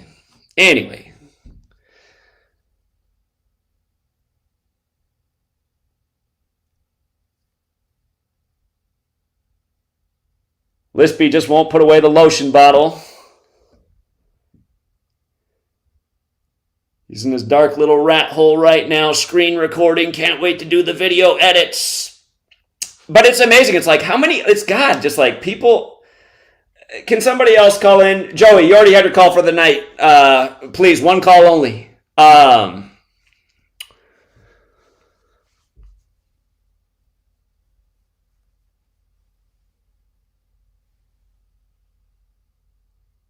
Yeah, I'm just amazed at how many. It's just God. It's like, wow, people are going over to Lispy's camp. I mean, Lispy is literally a homosexual loser, you guys. I mean, sorry, I'm from the '90s, man. It's not cool to get plugged in your ass by another man, you know. And just to see other, it's just like, God, this guy's he didn't mean to put his face out there. He did do it one time last year, trying to debate me where he looked like an asshole. And then again, like I said, his buddy had to delete the video because he looked like such an asshole. But yeah, it's just like, God, here I am doing all this unprecedented shit, teaching people all this important knowledge. Literally, like, we've literally saved lives, helped people become wealthier, help people escape from the Matrix, and it's like, okay, you're going to be persuaded by this ballless fucking loser? Joey, I just said stop calling in. Joey, seriously, I'm thinking about blocking your number, okay? Anyway, somebody else call in. Joey, stop hogging up the line. Joey has to call in and connect everything in the world to Cam Newton and read off what I already decoded every single day. It's like, okay, stop blowing up my phone to tell me what I already decoded.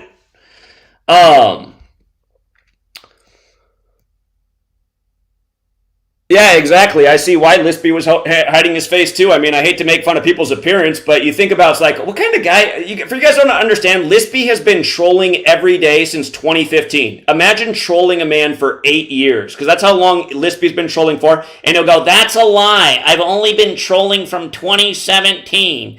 It's possible that he's only been trolling from 2017, which is just as pathetic to troll somebody every day for 6 years. But the reason I think he's been trolling every day from 2015 is because there's been two people who've been dedicated trolls under two different accounts since 2015 who both used a Carolina Panthers avatar. And again,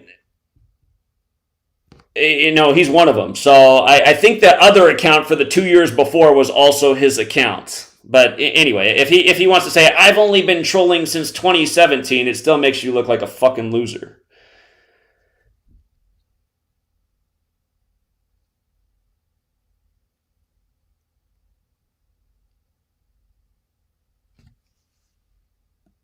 Okay, so again, just proving my point. Nobody can call in and explain how anything's a fraud. All they can do is, trim up videos and cut out, the key line and then say, oh, see, he's a liar. It's like, okay, you cut out the part where I was recommending that again, last Thursday, you guys, this loser I'm talking about, he put out a video saying I lied about Thursday Night Football. It's like, no, I didn't. Okay, the first stream of the year, I advised to pick for the Lions. Second stream of the year, advised to pick for the Lions. At no point did I ever advise a pick for the Kansas City Chiefs in Thursday Night Football. So, again, I'm just sick of that guy editing videos and going, oh, look. It's like, okay, what about the part 10 seconds before that you cut out? What's up, DK? Hey, Zach, what's going on? Yeah, what's up? I usually don't call for sports, but I got a little NFL decode if you're interested. Sure. What was the date again?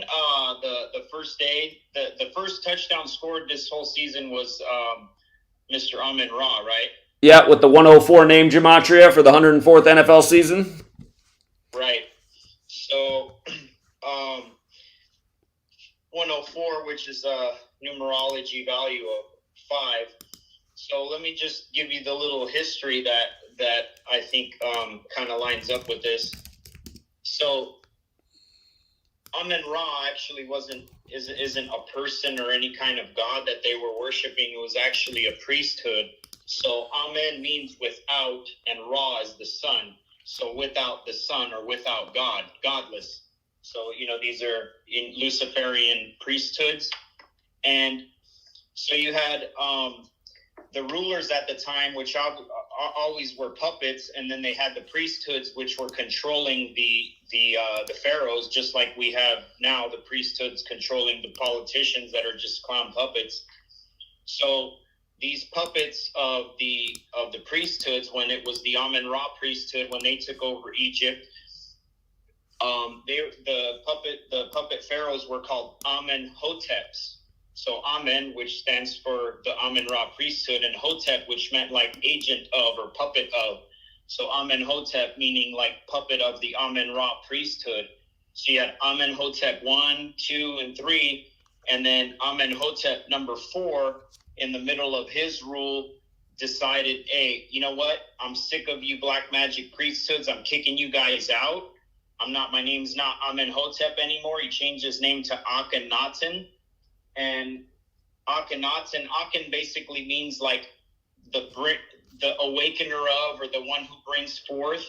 And Aton means like the truth of the all, or the all. So the one who brings forth the truth of the all, or if you want to say it like that, term it like that, the one who's bringing the overwhelming, all-knowing truth of everything. So he was like, all your bearded gods and all these gods that you guys are worshiping, the Amen-Ra priesthood, those are all still under one actual creator. So those are not actual gods. Those are just people that you're calling gods based on their level of technology and understanding.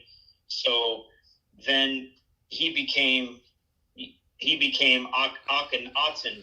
And if you look at this guy who, or this priesthood, like the Amen-Ra priesthood, they were the first ones wearing sunglasses back in the day, because it's without the sun, so they're blocking themselves from the sun. They would come out at night, and they were the first negative, people doing ritual ceremonies and seances and stuff during from 2 a.m. to 3 a.m., which is now to us called the witching hour. So between 2 and 3 a.m., like Mr. Amen-Ra wears number 2, 3.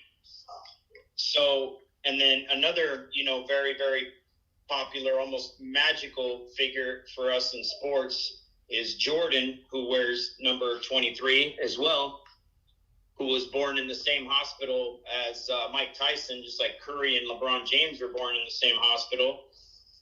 And by the way, Tyson, like Tyson Chicken, another fake Jewish name, and Jordan, another fake Jewish name. But anyway, so, this guy, they wear 23, which... I don't know any Jews named Tyson or Jordan. Tyson Chicken. Okay. Yeah, it's kind of a popular name of old, not necessarily like modern day, but it used to be. And then Jordan as well. If you look at a lot of these, like go through list of Beverly Hills lawyers and stuff, and you'll see how many of them are Jordan. You would think like, what the hell is going on here? All these guys related to Michael Jordan, but it's actually the other way around. So anyway, the numerology of that again is 5, and they're controlling. They're like you were talking about. Is it really magic? So that's where the magic comes from. Is element number 5, the 5th element, or the ether. So they're controlling. They control. They're controlling our 3rd dimensional realm with this magic, which is the 5th element, but it belongs in the 4th dimension. So like the 4th dimension is our 3rd dimension has 4 elements, earth, wind, and fire, and water. So the 4th dimension has 5 elements, which you add the ether. So, you have the 4th element being controlled by, the 4th dimension being controlled by the 5th element. So 4 or 5. And then Jordan also wore number 45. And if you look at it like, kind of like from a big picture perspective, this is really what the whole thing is about, is controlling, our physical realm with this 5th element that they're knowledgeable of from like the 4th dimension. So this is where they get all this stuff, like the priesthoods. And then to finish that one off, Akhenaten got infiltrated by a priesthood as well, and then they became the priesthood of Aton, like Akhenaten, and they're basically what this two-sided snake or double-headed eagle that you have now with the, fake Jew and Catholic alliance, which is also fake Jews, of course, because, otherwise the Pope wouldn't be wearing a yarmulke. So, and when if we really want to get down to brass tacks, who are these fake Jews? They're Nazis. They're, they pretend to be fake Jews here in America. And hey, hold on. Speaking of the Nazis, did you see what the New York Times just wrote the other day that everybody else syndicated? No, what? So the New York Times put out this article on September 16th, which is during Rosh Hashanah, the Jewish New Year, that Pope Pius XII, again, that's the one who was Pope when the CIA was established on the 201st day of his age, but the proof is that Pope Pius XII did know about the Holocaust because a Jesuit priest wrote him a letter about it. And yeah, it's just, again, just the Jesuits. Supposedly this is a new revelation. This just came to light this year during Rosh Hashanah. Yeah, I mean, it's, they made up all these names, Jewish, and they made up that name. That's not anything real. Jesuit, they made up that name. They made up all these names to hide behind, and then they're basically confusing us, worldwide as to who they are. Because these white Europeans who come to America and then pretend to be Jewish, they would never do that like in my country. People would just laugh at them. We know exactly who they are. We had to kill a bunch of them, in World War II. So over there, they pretend to be Catholic.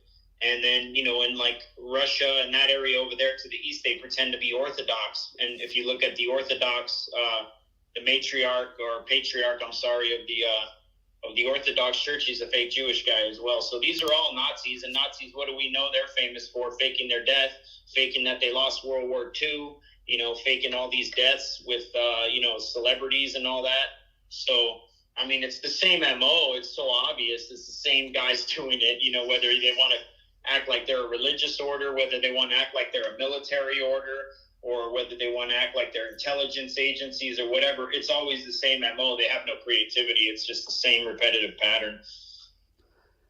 Indeed. All right. Well, I appreciate the information. Thank you, DK. Yeah, I wanted to throw that in there. All right. Thanks, man. Talk soon. Bye. All right. See you. Okay. Again, we know the trolls are out there. Somebody call in and tell me where the fraud is in anything I've ever done. Tell me where the fraud is. I'll be waiting.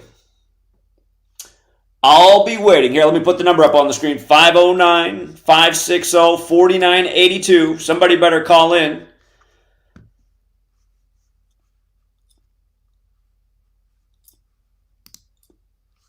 (509-560-4982). Somebody better call in here and explain anything that's fraudulent that I've done in teaching this work. Again, accurate predictions from day one. Everything I've ever said about the work, 1,000,000% true. You can verify it every single day. And while we wait for one of these people to call in, or hold on, maybe this is it. Maybe this is it from the Minneapolis area, 612. 612, mute your video. Are you going to say something? Hey, can you hear me? Yeah. Hey, it is not murder to kill a heretic. And without the blood and without the shedding of the blood of the heretic, there shall be no salvation. Okay, so what point are we making? That's all I wanted to say, Zach. Thank you. That doesn't. So what's the point of your call? No fraud. Just I wanted to say that. What provoked you to say that?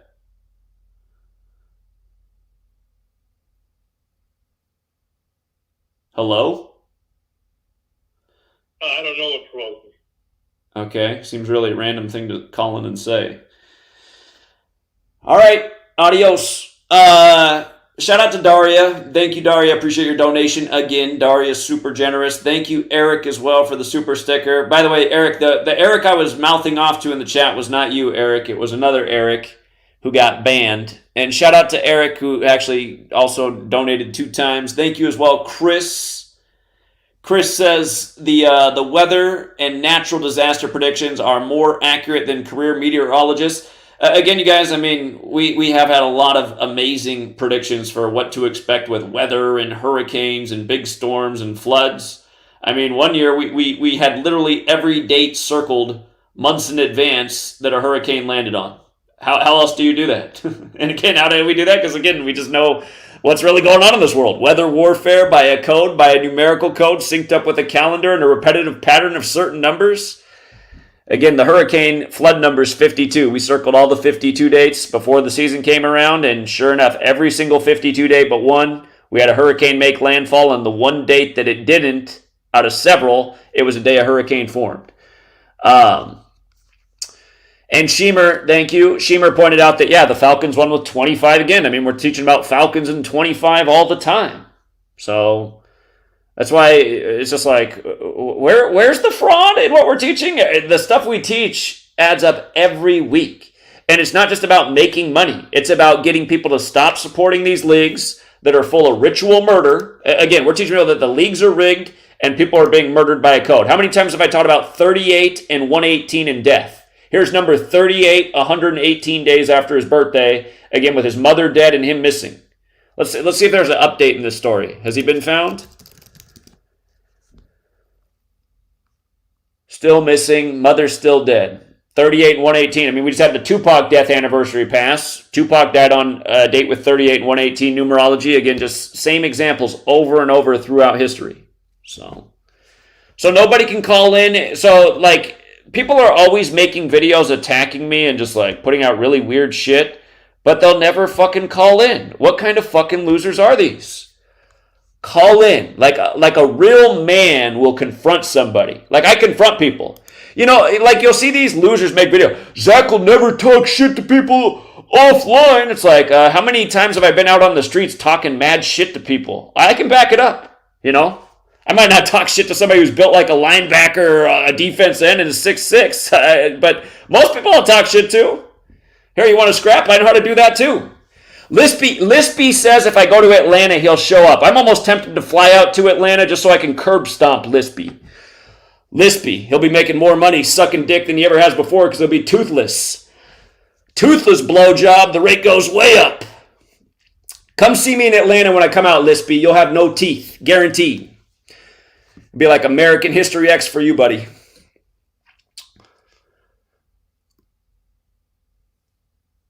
Yeah, exactly. Where's the crackhead Cuts? Who brought that crackhead into the community? Yeah, why doesn't he call in? Talk about another fucking loser. What is he, like 5'2"? I could score 3 points from 50 yards away with Cuts. I could kick him right through the uprights. He's online talking big shit, and it's like, what are you talking about? Little guy? I mean, I hate to call people a little guy, but he's a little guy. He's like 5'2". 5'2".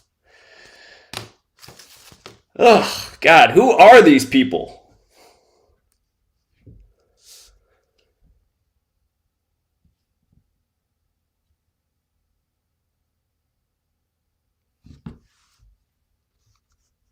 Yeah, you see out on the street people try to come up and talk shit to me, man. They walk away with their ass sore. They know they're getting ripped a new one, and they're not even looking back.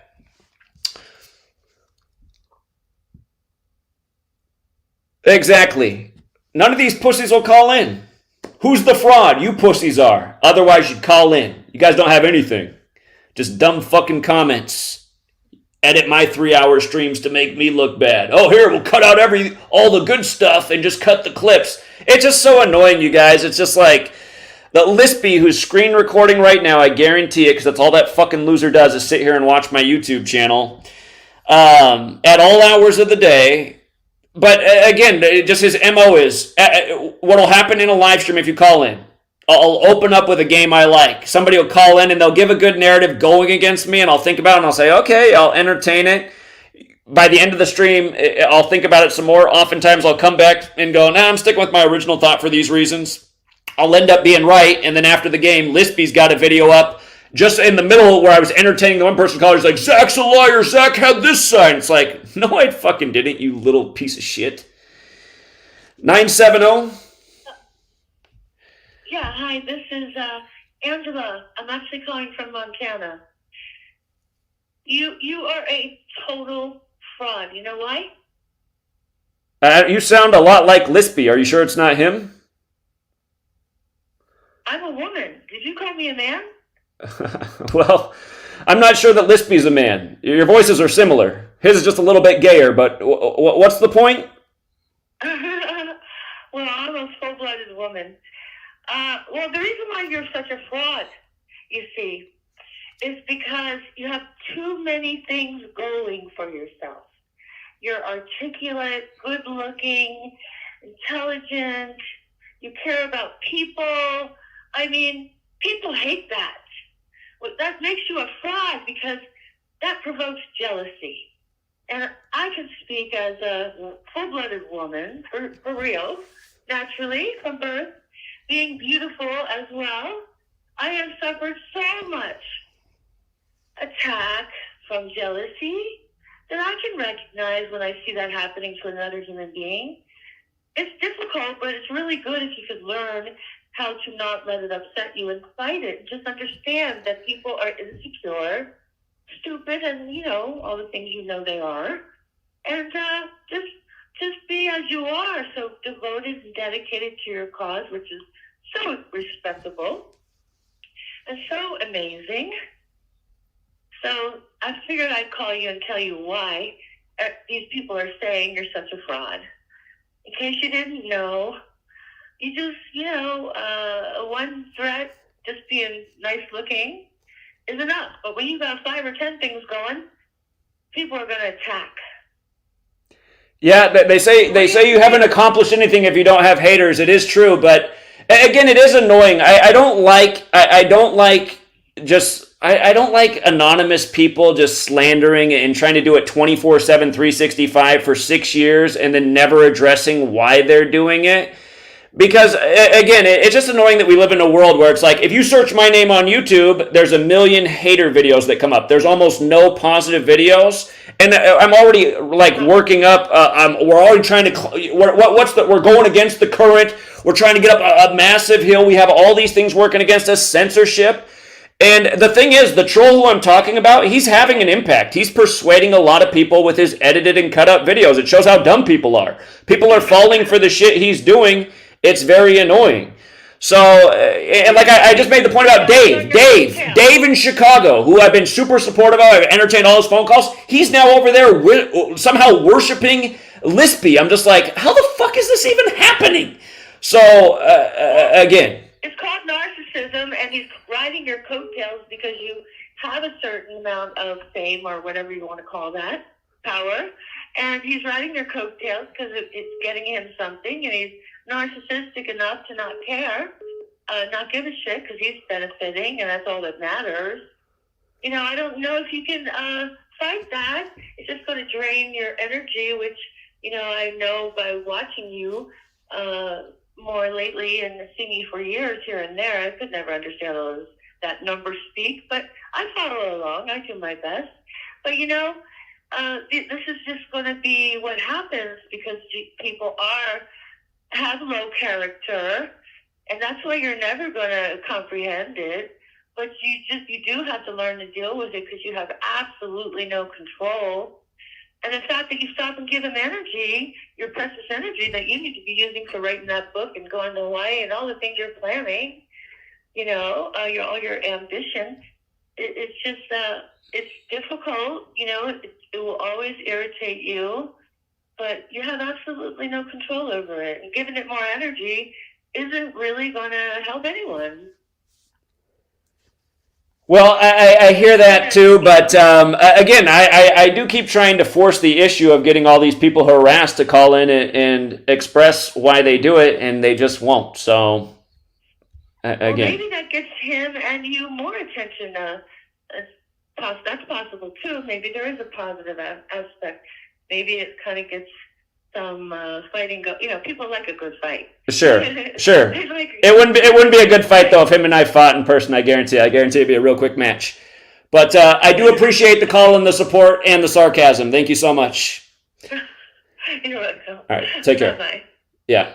Lispy says I'm tempted to go to Atlanta because he says he's going to come out and confront me. Yeah, come out and confront me, Lispy. I promise you're going to walk away toothless. I will curb stomp you. So.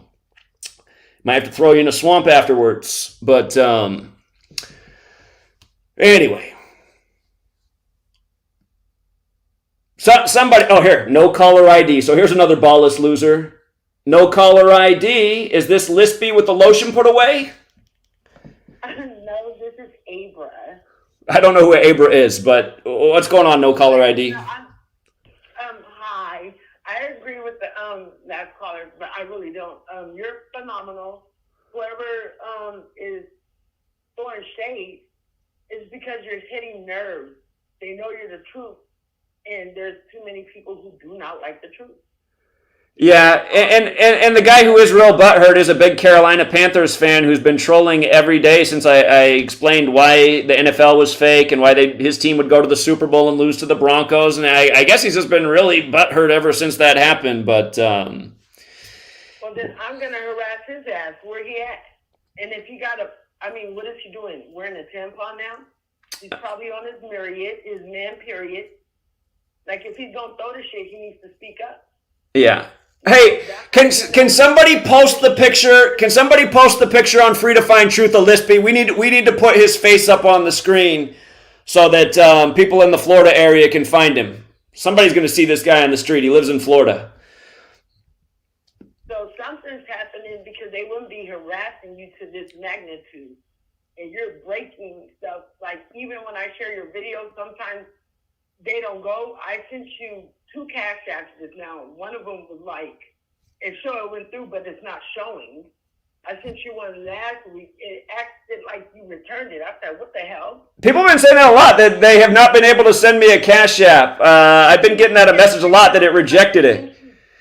So can you please check right now? I did just see something just showed up for $7 if that was you, so thank you very much. Oh, yeah. Then I sent you 30 earlier. And then I sent you like 15 last week. I didn't get any of those. I haven't got. I think that was like the first Cash App I've gotten in a week. Neither of those other ones came through, so make sure they didn't get taken out of your bank account. It did get taken. That's why I'm asking. Yeah, no, I definitely did not get those.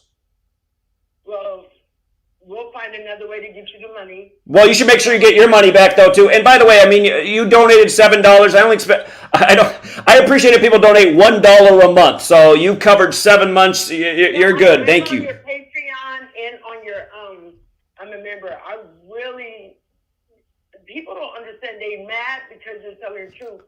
I know somebody. My ex-husband's cousin is he just got drafted into the what is that, NFL, and somebody, my older brother's brother was for the Denver, Colorado. I swear to God, he told me the game is rigged. I know people who tell everything you said has came to pass. They know there's nothing new under the sun. They know the shit. They want to be amongst the lost sheep that's going to fall into the abyss. They want to. It's easier for them to cope with life, I guess. And they're the clone sheep. I don't understand it. I'm like, you cannot make this shit up. Do you know how many millions before my dad died he was getting off of those horses just by knowing the type of stuff? Like no. You know what I'm saying? It's no joke. Like you. I'm gonna be honest. You helped save my life, and I'm gonna tell you why. I really wanted to talk to you personally, but okay, I have 14 siblings. My dad had the whole county of Los Angeles. One was the first black man to successfully do it. His stuff became case law. You can look it up, Frank Marshall versus County of Los Angeles. So they target him by touching my kids because I'm like a daddy's girl.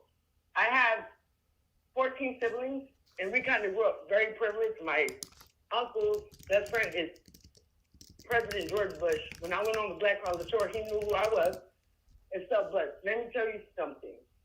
I have a sister. She died at 20. Birthday December 19th, died April 19th. My brother, 30 years old. Birthday November 29th, he died September 29th. My baby brother, he died at 30. Oh, shit, this is hard for him because he just died. And then my nephew, 30 years old, who's the son to my sister, December 3rd, January 3rd. And my dad, he was with the Medallions. He actually thinks he was inducted into the Rock and Roll Hall of Fame. Oh my God. And how do you say it? Oh my gosh. he wrote for the Beatles and whatever a Rolling Stone is. Like, it's some crazy. Like, I have like a trust fund. They want to like. It's deep. It's really deep. So, had it not been for you, like, and the stuff you put out, I would be dead right now. And I swear to God, that's the truth. Like, I'm born December 27th. My dad and my only son is born August 11th. Okay? And it's always some shit going on. Like, my dad was poisoned. And, you know, he's August 11th. He was poisoned. December 11th. But they knew I was the one who would put stuff out there. So I was poisoned before him, which was December 7th. And I have a sister, you can look it up. Like, she was all over the news. You know, the Grim Sleeper or whatever. They said she was a victim of his. Everything, oh my God, Jesus help me. But it's heavy. She's been missing 19 years. She came up missing twice. Then I was raped. I was a virgin in like my senior year. And my rapist aired out all over the news in 2014. He was actually the Lancaster serial rapist. And everything happens on a date that syncopates your birthday. Everything you put online has been the truth. There hasn't been a shady flaw in your stuff. So I get upset when I hear you, like, upset because you can't make this shit up. And people might think, oh, it's just simple. There's only 10 numbers, 9 numbers, or whatever, and they recycle. They're going to wish that they listened when they had the chance, when it's too late, and they're going into the gas chambers, because that's what they're doing now. You know, everything you said, 100% the truth. And you're on the cusp of something bigger. And I think what you're touching on is something at the very top, and all is going to be a shit show after that, because then you'll bring down the top. And that's what I keep seeing, because they're not going to put trolls. When it comes to you, they're putting trolls out to try and shadow ban, tank the algorithm of the your streams and stuff. No, you're on to some shit, especially when it came to the fires. The fires, everything you have said. I've been following you since 2016. Had it not been for that, and that's December 2016 is when that happened to me and my dad. And then out of all our siblings, he only left me the, multi-million-dollar trust fund. My baby brother had his own estate because of what happened to him in Camp Miller. All of our stuff is online. All of our stuff, our lawyer, Sean McMillan, I work for the law firm. And you know what I'm saying? It's like trying to do the right thing, it comes with a price. So, pretty much the things you say, if people don't pay attention, they gonna miss it, because you pointed out the very rotary system that they have when they brought the fiat paper currency into play, and when they brought the chain of, what is that thing called, birth certificate. Just like on the back of a birth certificate and the social security card, it's a red barcode number. There's 9 regional banks in America. You're on to something big. And when I was telling my dad the dream I had, the revelations I had, for the first time ever in life, he told me, I need to shut up. I know too much. That type of information can get me killed. It blew my mind that he would say something like that when he told me, don't ever shut up. And I was like, what the hell is going on?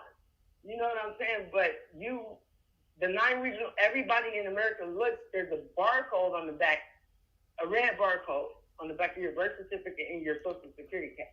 That will tell you, like they say your, what is that thing called? Social security card is your first credit card. That's hogwash.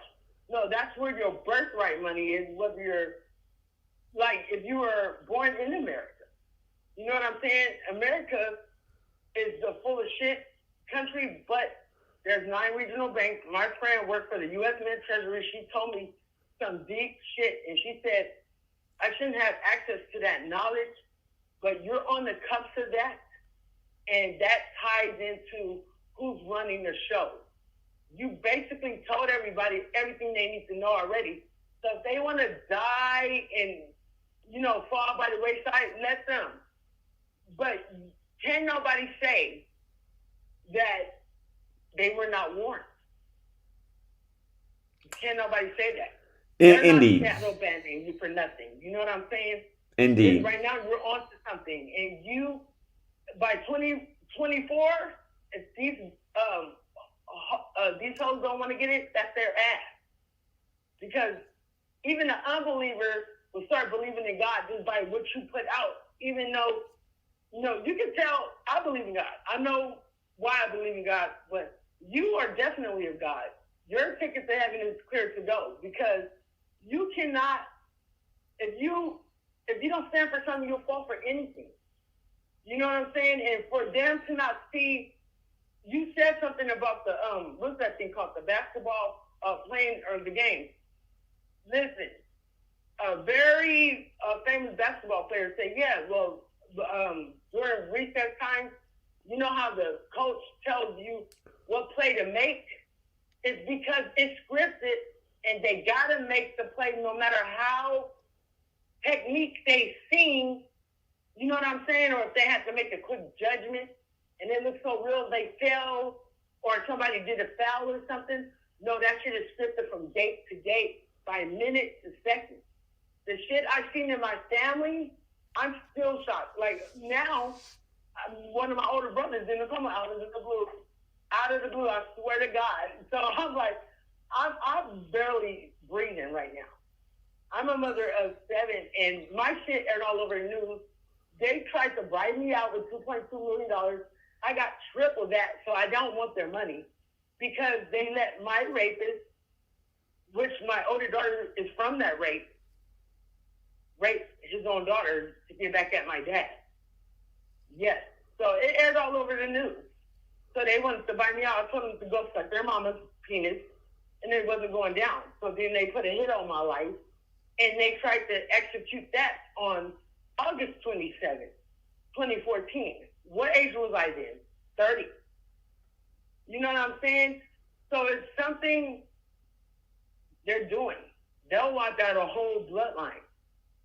There's no way in hell. Like, if they were going to do something to my older brother, which, that's why I believe in God, because there's no way I should be alive. But well, I'm glad you are. I'm glad you are. So stay strong. And I do appreciate the support and all the nice words. And thank you for letting us hear your voice tonight. You're on to something. They would not be fucking with you. But if they're going to dish it out, be man enough to say something. But they got this AI technology, this witchcraft stuff they got going on with AI. So we don't even know who's behind doing that. They can manipulate the change the voice. They can do all of that. AI does it all. And they'll probably say your name. It'll sound computerized, but they got it down pat. So that's probably why nobody's coming forth, because there's nobody really behind it. That could be. Because, you look at this guy whose face I got on the screen. What's sad is, out of all the channels in the world making Gematria content, he's not even one of them, but he has Gematria in his name. He's getting more views than almost everybody else. And there's people who are actually doing good work. And it's like, is this even real? Why are people watching this guy's channel? They just... That's why I want to see, what are you talking about? Because I was going who's doing it? Because if it's an AI thing, you can get the page full, and that means he's able to manipulate the whole thing and push his stuff into the algorithm and manipulate the numbers. One time I seen it, your live had 98 people. As soon as you got off, it was 1,000 and some people had viewed it. Right. So yeah. They're trying to hold yourself back because they know you're hitting the top. If you wake people up, it's gonna be some scary shit. Well, that's what we're trying to do. You're just not seeing it because they want you to be thinking that no one's watching. People watching it. Every video you ever put out, I circulate it. I tell people, you helped save my life. Because had I know people say, oh, you're crazy. No, you can't call me stupid and crazy because the shit, it doesn't just add up for nothing, okay?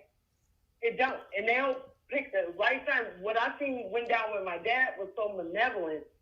I still have to take a breath.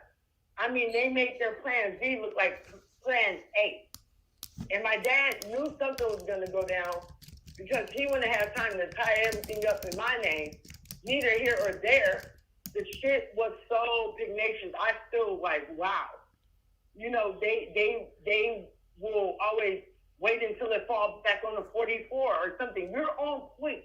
And you've been the only one on YouTube. I have never seen nobody break it down like this. And you're a whole entire snack. And you're a whole entire vibe. They can't stand it. They can't stand the rain. That's what I think. But for them to be playing with your money now, that I don't like that. But no, they know you're finna hit hard. And there are people waking up. If you go on Instagram, I see it, and I'm all like, damn. So y'all must be looking at Zachary Herbert stuff. You know what I'm saying? Because people don't know this shit. So they're looking at your shit, and it's running and telling. No, people are waking up, and they know this. They know this. So I don't understand who this person is you're talking about. I want to see. Because I don't be seeing no bad shit about you. They know not to bring that shit my way. Well, when you get off this call and you look at the screen, you'll see who the person is. We got his picture up. We got the mugshot. So I would have my friend. We'll be a whole shit show, and we'll go clown his ass down to his shitty blogs. Like, don't fuck with Zachary. That's the bottom line.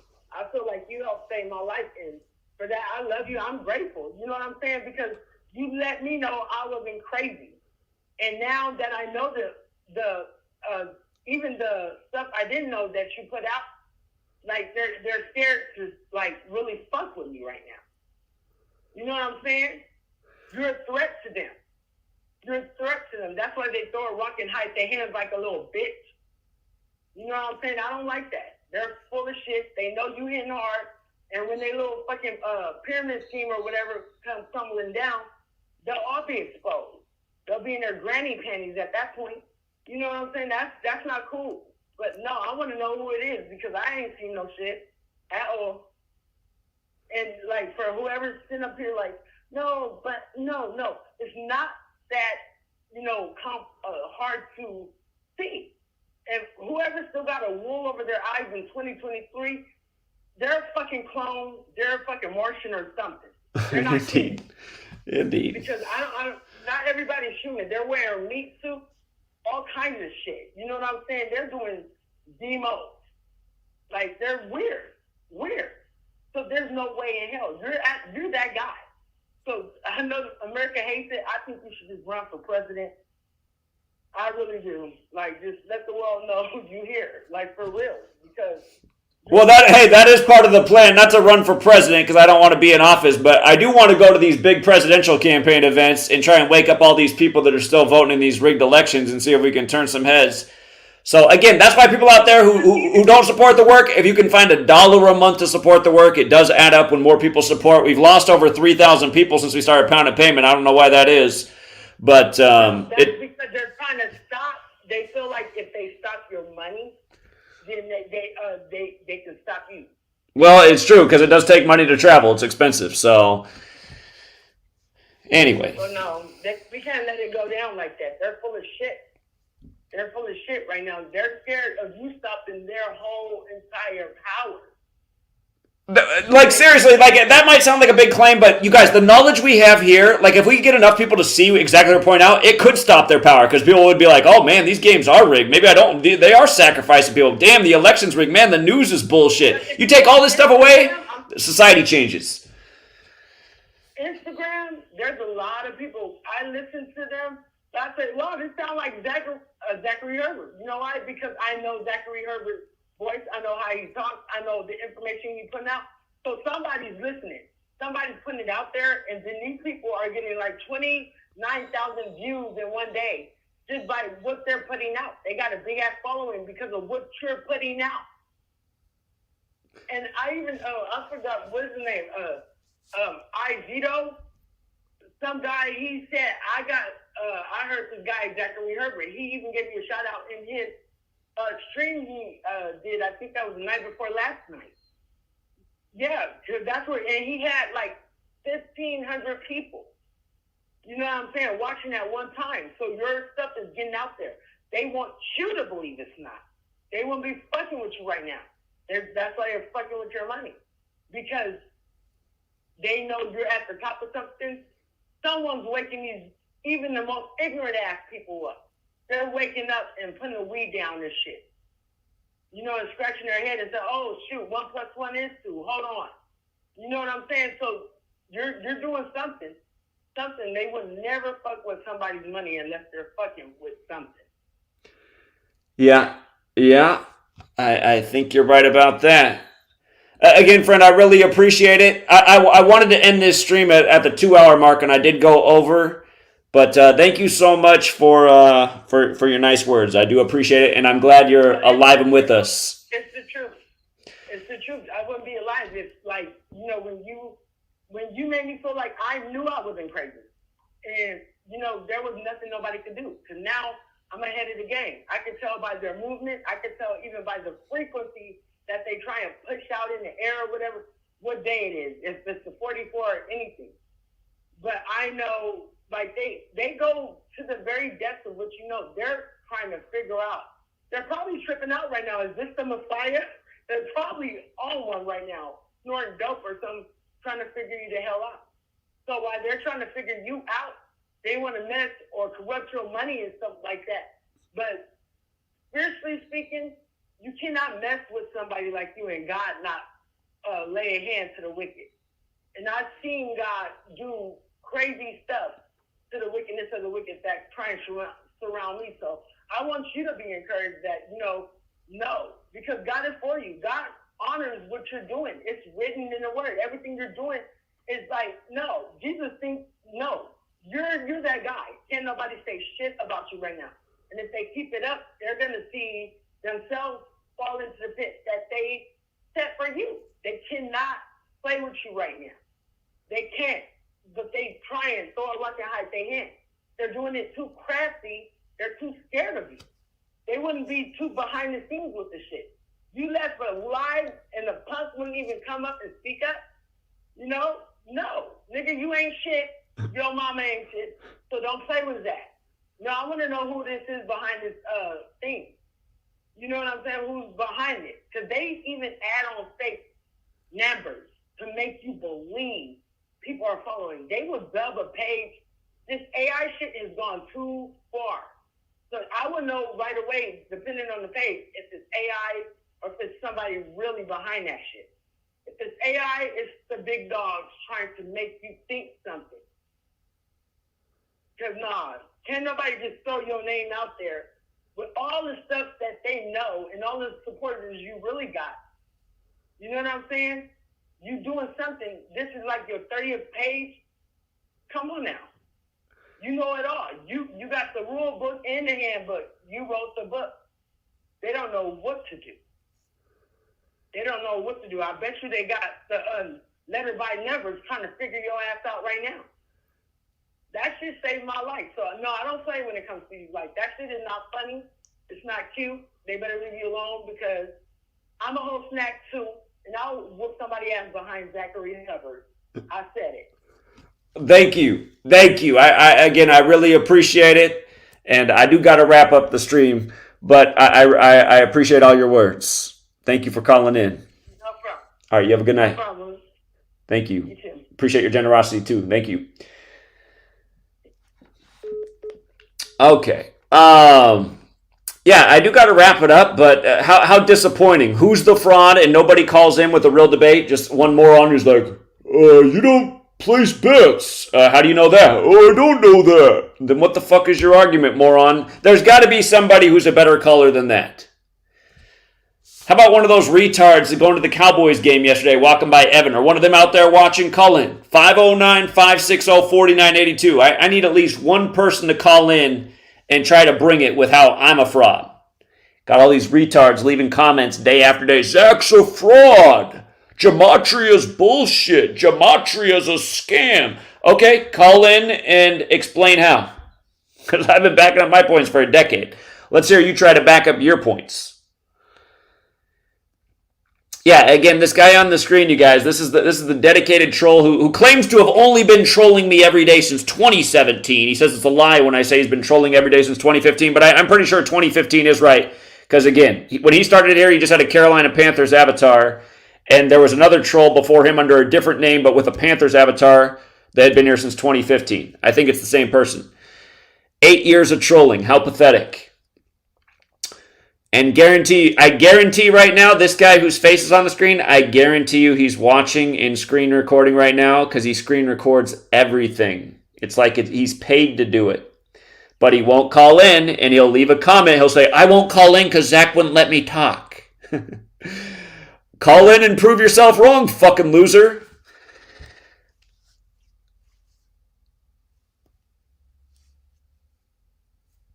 All right, we're going to wait. We're going to wait.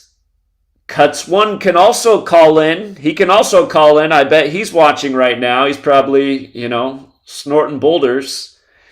Talking about sky cars. How tough he is online. It's sad with a guy like Cuts1 because it's like, dude, I've been around you. You need stilts to get on the little kids ride at the circus. Come on, man. You're not tough. You're not tough.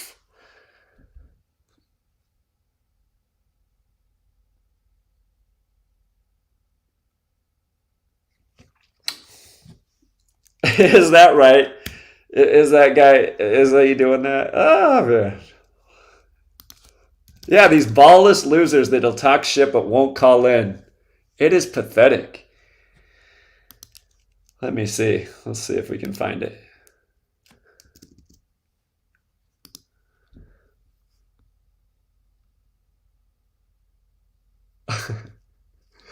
He is doing a live about this right now on his Twitter. What a loser. I like the Matrix, but that guy's brought some real losers around the community. So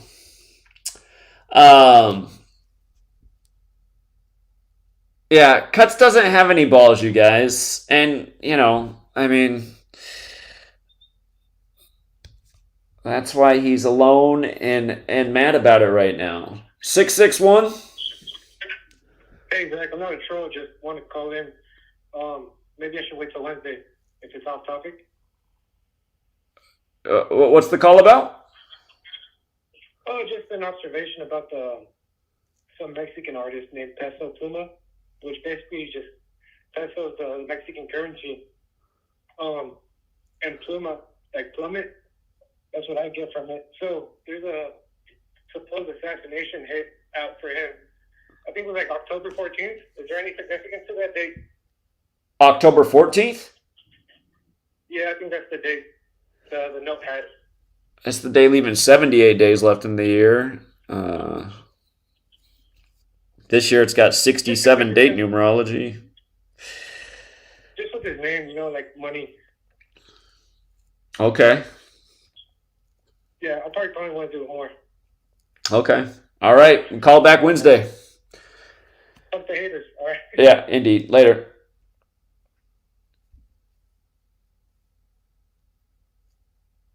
Yeah, indeed, Green Arrow. And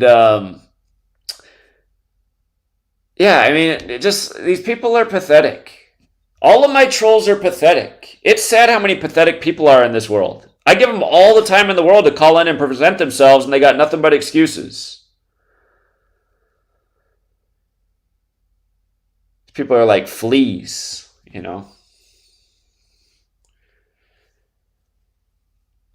Okay, I'm going to wait 5 more minutes. The line's open, the number's on the screen, and here, watch this. Let me show you like what a troll looks like. Let's look at what a troll looks like. So here's a guy who's just like spamming all these weirdo videos. And understand what this guy's mad about is he came out and he didn't have any problem with me in person, and he met a girl And, he was probably the 40-year-old virgin before he met this girl, and then he might have lost his virginity at age 40, but then, size does matter, unfortunately. Sorry, Cuts. It was a one and done type of thing, and now he's holding it against me. So that's not fair to me. It's like, it's not my fault, dude. I mean, if it weren't for me, if you hadn't come out for our thing, you'd probably still be a virgin. I mean, come on, my man. You can't be blaming me that what's happened has happened. It's not my fault. But here, let's listen to this guy. So he has a stream going right now because he's watching and he's getting provoked. Zach, a rat fraud, 1,000%. One in this space. Here, let's tune in and listen. Start listening. Here we go. It's like, it's not my fault, dude. Oh, he's playing my stream. Cuts, why don't you call into the stream instead of just listening to my stream by yourself on Twitter? You can't be blaming me that, Poor guy. No. Poor guy. Call into the stream, you fucking loser. Anyway, and these guys have become best of friends. So we got a guy who's 5'2", and the guy with the lisp who looks like he was, I don't know, the product of two inbreds. Online, man. Online. It's a haven for losers. Let's see if Cuts can call in. Yeah, he's on Twitter by himself, and he has all the time in the world to call in, but he won't.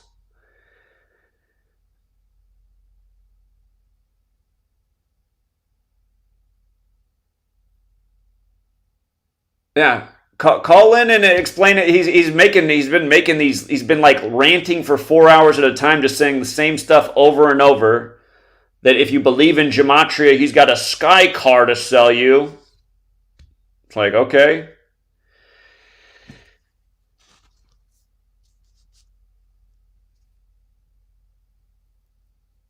Cuts lives in the Bay Area. He's down in the Bay Area. Again, he was out with me when I was in the Bay Area, and he didn't have a problem. He didn't say anything when we were out in person, but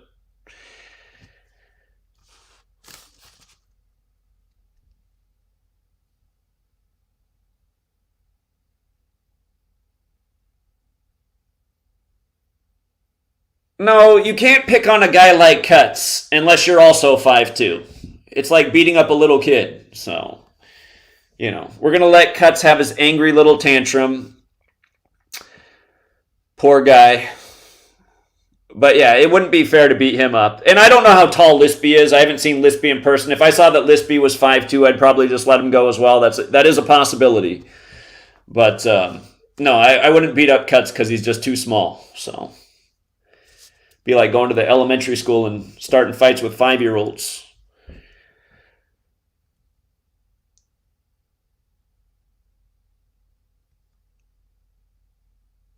Yeah, exactly. This is my troll. I mean, he does look creepy as fuck. So this picture, you guys, the way this picture was taken is when him and I were talking, he screwed up on the live stream because he had it so you couldn't see who he was, but then he must have hit the wrong button on his phone while he was talking, and then there he was like licking his lips and his teeth like a fucking weirdo.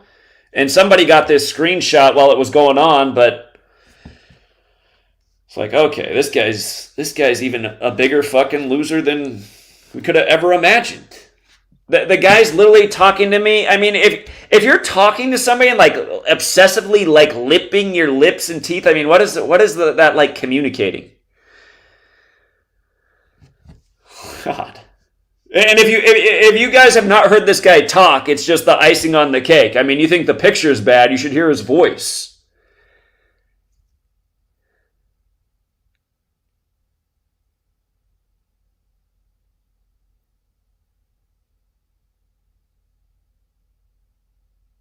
Sports Gematria Facer build? I wonder who uploaded that. Okay. Yeah, the other thing that's annoying about this guy is he's always in everybody's chat spamming my name with a whole bunch of Star of Davids like I'm Jewish. It's like, okay. Well, why doesn't YouTube take him down for anti-Semitism? I get taken down for no reason at all. This guy can be everywhere spamming all this bullshit. Zach's a Jew. Star of David. His channel just stays up.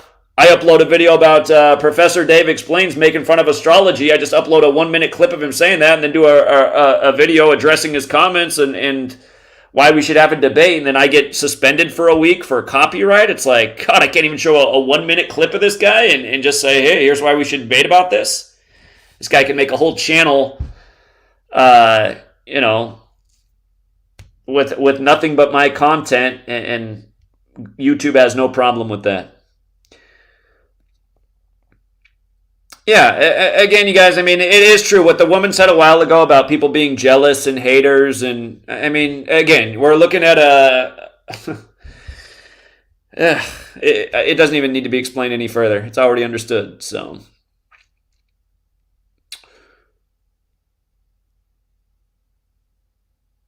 that's what else I thought about, because this guy started trolling at the same time Gary Grinberg started trolling. If you guys weren't here in the early days, Gary Grinberg, a lot of people know him through numerology. He used to troll all the time. He used to call into TFR every week and hang around, and he was getting mad because I was putting out the information that he charges a lot for free. If you guys don't know, the first 5 years that I did this, I didn't charge anything for anything. I didn't raise any money. We never raised a penny for any of this. Just put out all the knowledge, helped a ton of people make a ton of money off rig sports over 5 years. Never charged any of it. Everything was just free on YouTube. And Gary Grinberg, who charges, again, a fortune to learn about this, he didn't like that, again, I was cutting into his business. And rightfully so, because I'm way better at this than he is. He embarrassed himself in 2016. He was wrong about everything. I was right. And at the end of the year, he created a website called Gematria Fraud with my face on it. It's like, wow, what a fucking loser you are. Gematria Fraud. Okay, so I was right about all my futures this year. You were wrong about every single one except for the one you copied me on, LeBron winning on the King James's birthday. And you're going to seriously make a website calling me a fraud after I just handed your ass to you? And he'd call into TFR all that year and make himself look like a dumbass. But this guy right here, Lispy, could be connected to Gary Grinberg as well, whatever that network is, which would not surprise me in the least. So, Gary Grinberg, fat, sloppy guy.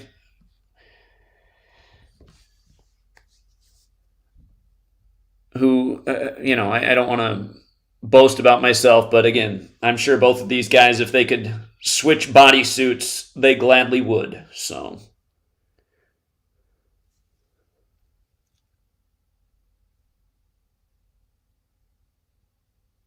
yeah, exactly. I mean, Gary copied me on Cavs winning in 2016 on King James's birthday, but I had the right teams correct from the start of the season. I had the right finals before the season began. He did have versus Oklahoma City. And, so, again, none of his picks were as good as mine in 2016. I'm just saying the closest one that he was we were in agreement that LeBron would win the finals that year. So, again, I had a flawless year. He had one correct thing that year, and then he really tried to attack me. And probably cutting into his business more. Back then, everything I put out was free. Everything he put out, you had to sign an NDA and pay a whole bunch of money. So,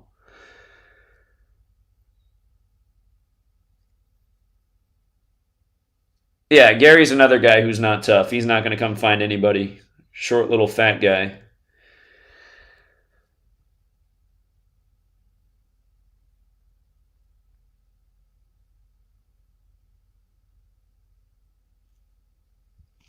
All right, so yeah, Gary was wrong about the World Cup. That British guy who tries to use my name in a bad way too and market himself from what he learned from me, he also had the wrong World Cup winner. And it was too bad for him because he gloated about how I couldn't do international football, but then, hey, didn't we smoke the World Cup? Didn't we have Argentina winning the day after the Pope's birthday and the likely match Argentina versus France? We had Argentina versus one of two teams, but the France one made a lot of sense. Like we pointed out, Argentina can beat France. France can fall to 2-2 in the 22nd World Cup to conclude the year 2022. Exactly what did happen for Pope Francis. 513. Yes.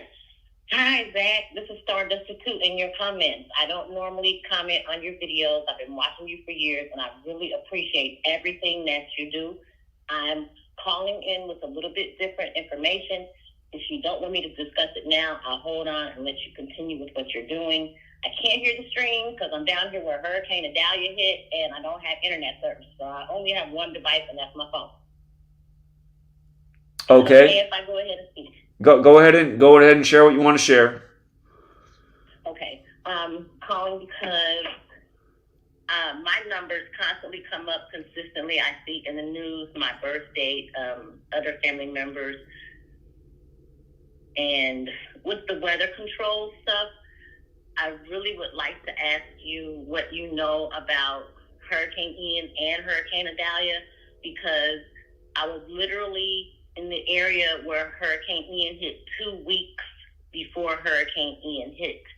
And I'm literally in the area where Hurricane Idalia hit, and I was at the beach, Keaton Beach, exactly 1 week to the day, leaving an ancestor offering, as I did in Fort Myers last year before Hurricane Idalia hit.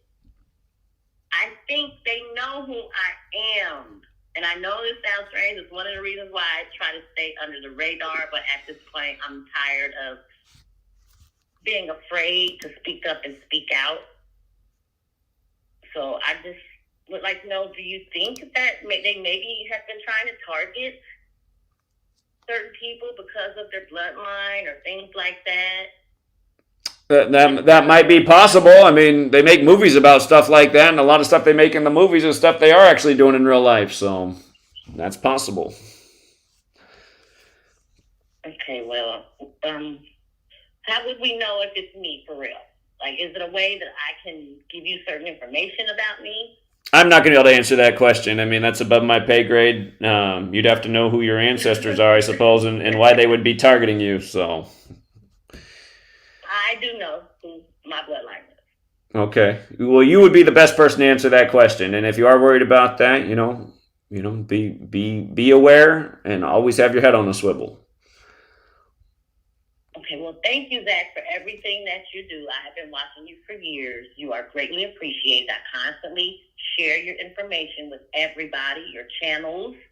I've been following you since you've had GematriaEffectNews. Well, thank you. I'm messing with you, and I want you to continue. I just really pray that people, and I pray to my ancestors, I don't pray to their false gods, that people really wake up and pay attention to what you're trying. I don't know why they keep stifling you, but just know you're out there. We love you. We appreciate you. We support you. Well, thank you so much. I appreciate that. Okay, I'm going to go back and get in the chat. Thank you, Zach. All right, you take care. Have a good night. Bye-bye.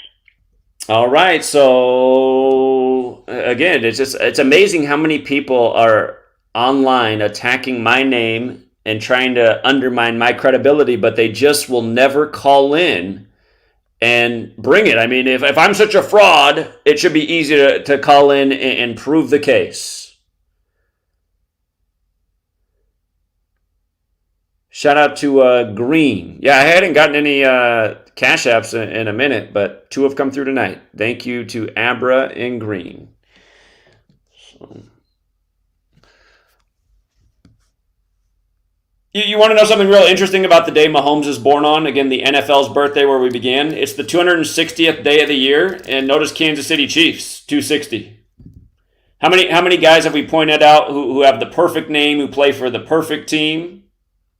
Remember Kansas City Chiefs 172 the other way. Len Dawson dead exactly 172 days before the Chiefs won the Super Bowl last year. Mahomes' birthday, the 260th day of the year, 17/9. They just won on his birthday, 17/9.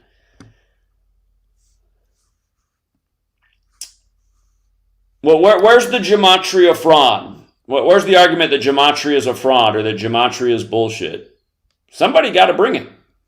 This podcast is unfinished if we can't get one of you people to call in. Is it all just AI? It's not just all AI. I seen Dave from Chicago over there on Lispy's channel. It's like, are you fucking kidding me? Dave from Chicago, who I've done all these favors for over the years? It makes me like, God, I don't want to take anybody's call, man. I've helped Dave out so many times, taken so many Dave calls off the air. Now he's over there on Lispy's channel. Who are these fucking people? Dave from Chicago, call in. Tell me why you're such a sorry-ass motherfucker.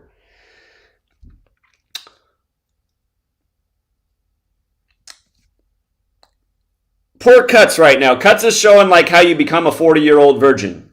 You have no balls. You do shit like this. You stab people in the back. You make yourself look like a fucking loser. Why are you streaming to a room of no people when you have the opportunity to call in here? If Cuts calls in, I'll shut up for 3 minutes. Cuts can talk for 3 minutes before I interrupt.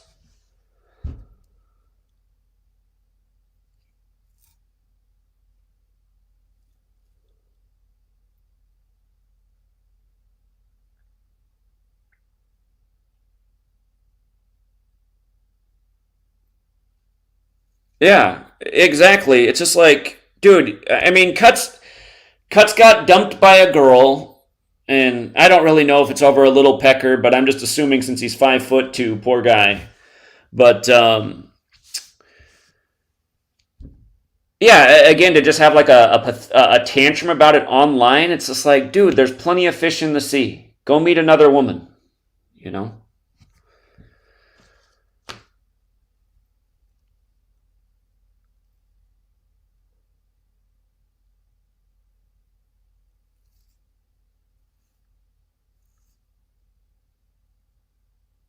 Here, while we wait for a call, again, in light of, did I take it down? Again, Mr. Amon-Ra, who caught the first touchdown, who has the 104 name Gematria. First touchdown of the NFL season was caught by this man. It's the 104th season.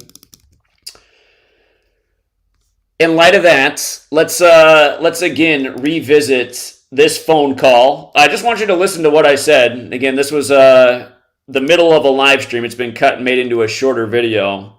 But I just want you to hear what I said to the NFL league office about how it's so obvious how so many of these players are born and bred to be with their crazy ass names with just the right numbers. And remember Key and Peele, they got the Key and Peele guy doing the NFL scripts this year. Remember when Key and Peele had the skit about college football and how the names were getting more and more ridiculous in college football? Again, I've talked about that skit before. It's because they got these Manchurians. But hold up. You want to search Zachary K. Hubbard calls the NFL. That's the video. And again, understand this was an improvised call in the middle of a live stream. It's been clipped and made into a shorter video. But this is from 2018. So again, listen to everything I said in this video. And again, tell me we haven't made the same point a gazillion more times. And I'm talking about Aaron Rodgers in 63. His fake injury ritual the other day was on a 63 date numerology on 9/11. As the Jets win with 22 on the 22-year anniversary of 9/11, capped off by a kick return from a 22-year-old, number 82 days from Rodgers' birthday. But here, calling the National Football League. Please share your comments, and we will direct. For calling National Football. Here we go. Let's turn up the volume. Good afternoon. Thank you for calling National Football League. How may I help you? Yes, can I talk to the Hollywood scriptwriter for Monday Night Football, please? One moment for me. Awesome. She knew who to connect me to. That was cool. Just say, looking for that Hollywood scriptwriter. If you guys didn't watch Monday Night Football, that's how they closed it out. They said it was a Hollywood script. Thank you for calling the National Football League. Please share your comments, and we will direct them to the appropriate parties. We appreciate your call. Hey, thank you so much for taking my call. I wish I was talking to a live person, but I'm sure you'll want to call me back ASAP. Please get that phone number that I'm dialing from off the voice recorder. Anyway, I was watching Monday Night Football tonight, and I just got to thank you. It was such a great Hollywood script. I loved how the commentator he blurted it out. What a Hollywood script. You see, you guys have helped me build up this following because I figured out how your games are rigged, and now people like to learn from me. And, before Monday Night Football was even played, I said, Aaron Rodgers in the language of Gematria, which is, it's mostly a Jewish language. Let's be honest about it. The name Aaron Rodgers sums to 63. He's going to pick up his 63rd home win tonight on Monday Night Football. And sure enough, he did. Over his favorite team, the 49ers, where he played at Cal. He thought he was going to be drafted by the Niners. And wasn't it funny that the game was 49 days from his birthday playing the 49ers on Monday Night Football? But anyway, Aaron Rodgers, 63, picked up his 63rd home win. It was a date with 63 numerology, and I'm sure you know what the score was there. I did just ask the woman to connect me to the Hollywood scriptwriter, so I'm sure you know that the score was 33-30, 63 points. We also know over here that MNF's 33. We know how you guys love that number. Synagogue of Satan in your satanic gematria cipher, NFL 137, the 33rd prime. We love it all over here. We're enjoying the scripts. We're waking up the masses. Our whole goal is to make it so that you guys have a 0 rating and nobody shows up at these taxpayer paid for stadiums. Also, what was real sick of you guys this week was what happened over there in London. I told my people it was a big Seattle ritual. The Raiders and the Seahawks had last played 206 weeks earlier. Seattle's the 206 area code. Wembley Stadium equals 206. And Pete Carroll, who loved to chew his... don't you guys just love how Petey chews his bubble gum all the time, like he's a big cow chomping on a wad of grass? Anyway, Pete Carroll, he's just so energetic over there. But Pete Carroll, he became the winningest coach in Seattle history all time, picking up his 82nd regular season win, where Seattle equals 82. Cutie's on his 82 career losses all time, counting these years with the Jets in New England. Anyway, we see it all over here. We're talking about it before it happens. Your scripts are hilarious. Keep them coming. Hoping Robert Roberts still has his job there. What a great name, Robert Roberts. If I ever have a child, I'm probably going to name him just after my man there, Robert Roberts.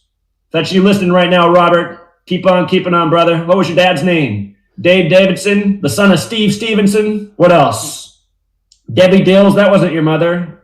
That wasn't your mother, was it? Debbie Dills? Oh no, that was the lady who saw Dylan Stormroof. You guys are the best over there. I know how you guys script the news and the sports together. Were you the writer for Dylan Stormroof too, Robert Roberts? You guys keep it up. Pretty soon you're all going to be exposed. It's been a long time coming. You guys are the best and the worst all at once. Anyway, looking forward to your phone call. Maybe you can help me write our next book together. Give me some more things in history that I'm overlooking. We've tried to cover all the years of the rigged NFL. And don't feel alone there. You know, we're covering all the rigged sports, the MLB, the NBA. We know you and your cousins, they run it all.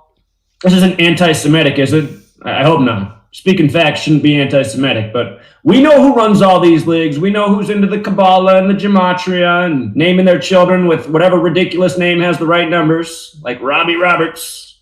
Anyway, I'll leave it there. I'm talking your ear off. Look forward to the scripts this week. Hey, Thursday night football tomorrow night. I see how you guys have it synced up with the Pope. Oh, and God, that was good. Before we go, I know I said I was going to go, but I got one more. I loved what you did on Christopher Columbus Day. You synced up the MLB with the NFL. You had the genocide of the native teams. The Braves knocked off. The Indians knocked off. And then what happened there in the Redskins game? Oh, my God. The Saints, the Catholic symbolism on Christopher Columbus, the Jewish guy paid for by the Catholic Church. What was the score? 43-19, 62 points. Genocide equals 62. The Dodgers beat the Braves 6-2. Drew Brees has a wide open receiver. I mean, I could have put out any Pee-wee football team out there. They would have been closer to that receiver there. I mean, then, God, it's just embarrassing. But anyway, 62-yard reception, the record breaker. You are approaching the maximum length for a recording. Finish your recording after the tone. Damn, I guess that was the end. All right, Robbie, until next time. That probably helps. Okay. Yeah, that was 2018, you guys. And I mean, we've talked about Aaron Rodgers in 63, like 63 more times since then. And just same shit every day. Every day. Except for today, they got us with their... I feel like they set a booby trap for us. We're like, we're gonna get them today with this Huey P. Newton ritual. They're gonna fuck up today. I swear to God, they're setting traps for us now. And it's probably because of leaving voicemails like that at the league office. They're like, we gotta do something about this. Guy's making us look bad. So, if you guys are new here, I've left a lot of voicemails and made a lot of calls to a lot of people in this world. League offices, politicians.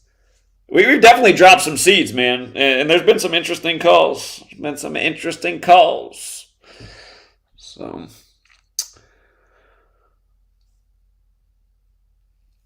All right, it doesn't look like we're going to get anybody to call in. Cuts isn't still streaming to himself, is he? Like, why can't this guy call in?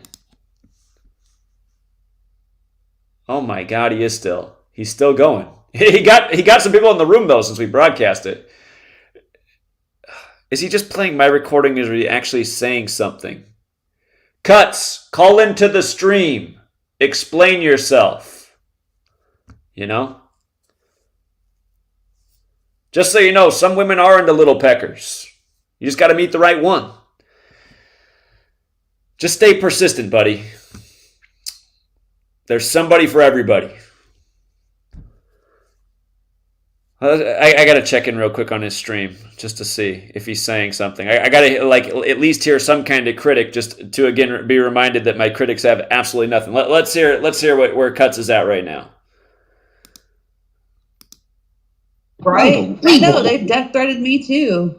There's no reason to do that to me. That's for sure. Even the homie Itachi back in the day, your buddy Itachi, even he said a while back, he was like, anybody that's trolling Cuts or trying to do anything fucked up to Cuts is a pure fucking scum. Right? And I mean, like, buddy, now it's Zach! Now it's Quackery is the fucking scum! What, that day y'all talked on the phone when I was there?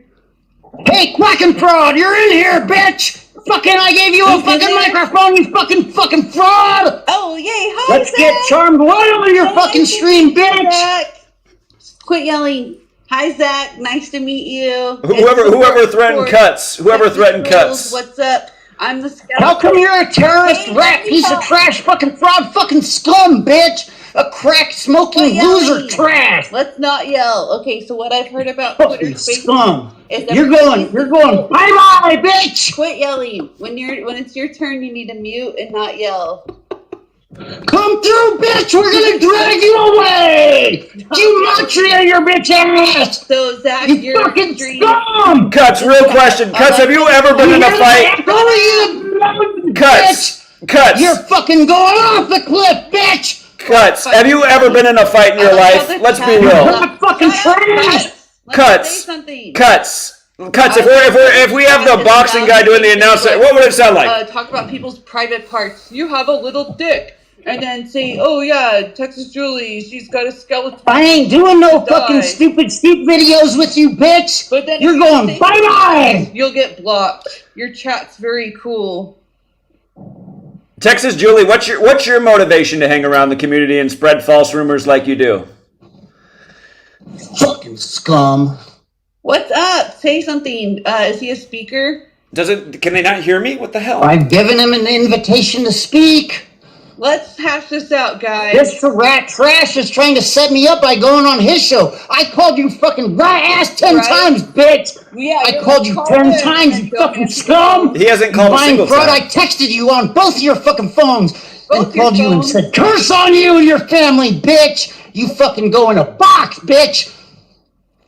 You fucking terrorist rat fucking scum operating out of a bank in Palo Alto. Mighty Networks, you're fucking fraud scum. Let's get Charmed One to speak. Let's see. Let's get Charmed One to call in, bitch. I want to hear Charmed One's voice. Yeah, we want to hear Charmed One. Let's see your face. Prove they're a human. And not a bot, because when I you can die, bro, if you jump off a cliff.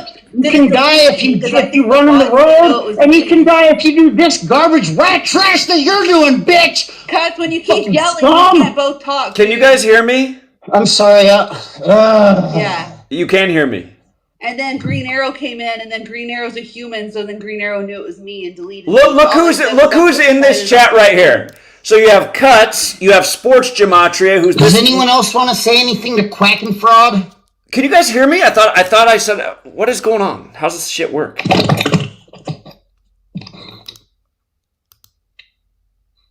Okay, so we have all the trolls here. We have Cuts One, we have Sports Gematria, and we have a person who goes by the name Texas Julie, who also spreads all this false information. Can you guys hear me? So Sports Gematria has been here the whole time, like a fucking loser screen recording, but won't call in, just a fucking loser. Cuts, can you hear me? They must be able to hear me, so they all just shut the fuck up. But yeah, listen to, I mean, you can hear mental illness We're from not Cuts. doing sheep videos with you, Quackery K, bitch. So what are you talking about, Palo Alto? Like, what the fuck are you talking about?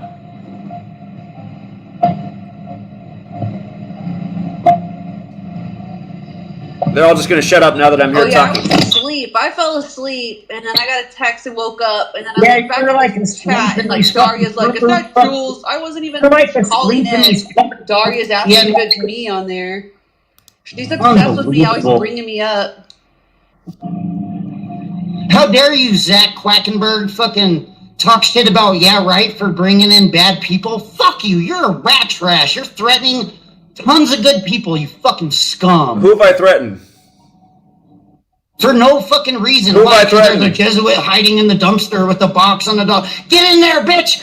Go route out the Jesuit yourself. Stop asking others to do it for you. Go jump in the dumpster with the fire and route out the Jesuit and the Christian by the ear, you fucking scum. You jump in first. Stop asking others to go for you, you fucking scum. You go get a bank loan at your stupid rat bank, and you go fly to fucking the Vatican and go crawl in a hole on the side and get in there and drag out the Pope by the ear, you fucking stupid bitch. Fucking scum. Okay, I don't know if they can hear me, but I'm hitting this request to speak button. I've never done this before on Twitter. But yeah, again, I mean, can you believe that I can believe the inbred's in here. Don't worry, bitch. We the whole fucking time. reported your garbage fraud ass to your fucking own the guy that fucking leases your building to your Mighty Networks, you fucking The Regis scum. buildings. Oh gosh. What are you talking about? Regis, we work.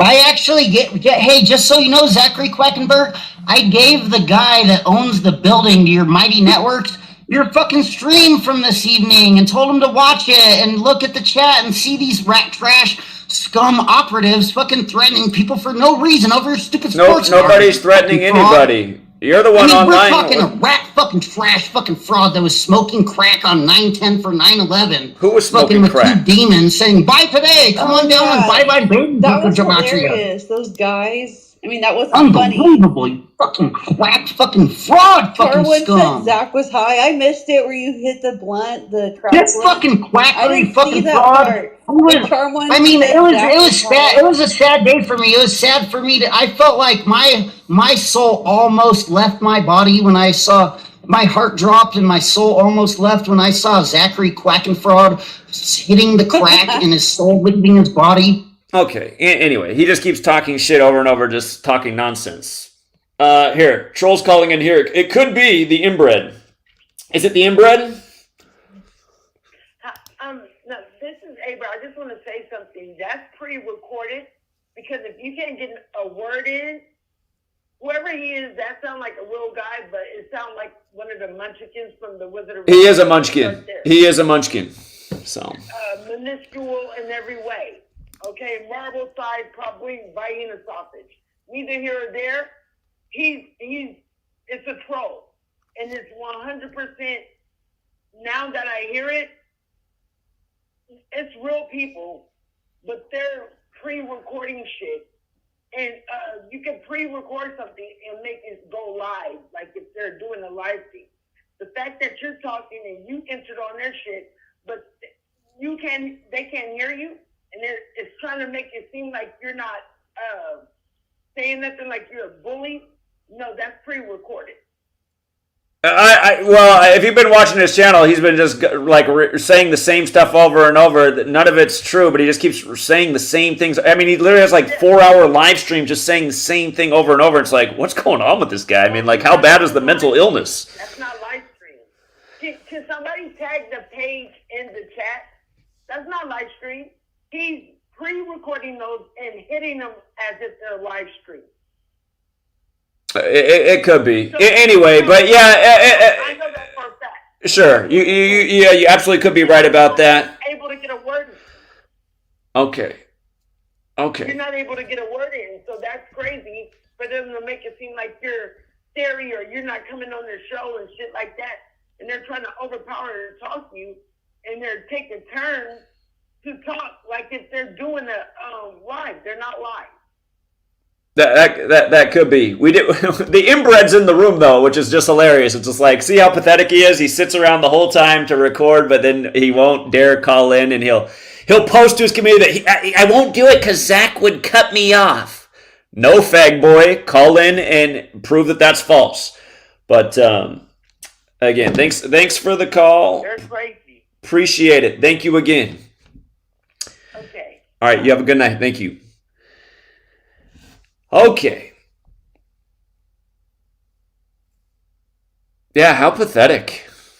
How pathetic. I again, there's just nobody who can ever call in and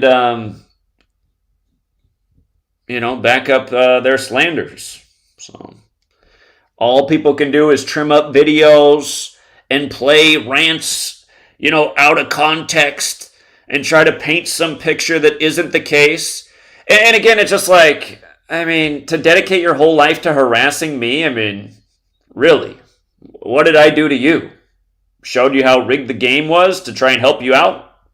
Help you profit? That's what's got your panties in a bunch? Come on. Yeah, exactly. My trolls are fucking losers. And the thing about Cuts is, you guys, I know he came out to New York last year, and his only contribution was he asked to hold the video camera while Rambo and I were speaking, and then he ran off with the video camera talking a whole bunch of babbling nonsense, and you couldn't hear Rambo. And people were like, why did anyone give him the camera? And it's like, yeah, why did anyone give that guy the camera? Are you kidding me? And when he was with me when I went down to the Google campus, and he asked to do the recording there when we were at the Google campus too. And then when I confronted all the employees, he's like got the camera pointed up at the sky, and he's talking about like sky donuts or something. It's like, what the fuck, man? Sky donuts? What are you talking about? We're confronting these fucking Google censorship Nazis, and that's what needs to be documented on the camera. So, I was wondering the whole time why he was even hanging around the community, or where he came from, or what his point was. And yeah, and I don't know. I don't know who brought this mental illness here. So actually, I do, and I don't know why they did bring him around. But yeah, that same person who brought him around is always saying that they're a good person. No, they're not a good person. And when you start saying human pieces of shit are good people, it makes you look bad. Cuts is not a good person. He's a little scumbag. Yeah, he's mentally ill. He's got a little cocaine problem. And the thing was, I helped him out earlier this year. I didn't even have to be nice to him. He was online slandering, and then I ended up talking to him on the phone, and I got him to calm down. And he's like, yeah, I gotta quit. I've been out of control with the coke. It's like, okay, so you're doing a whole bunch of coke and going online and ranting about me and just talking all this crazy shit that's not true. But he stopped for a while, but now he's back at it. So yeah, I don't know if he's a meth head as well. I know he has a coke problem. And then he's accusing me of smoking crack. I don't smoke crack. I know, like, he legitimately has a drug problem. So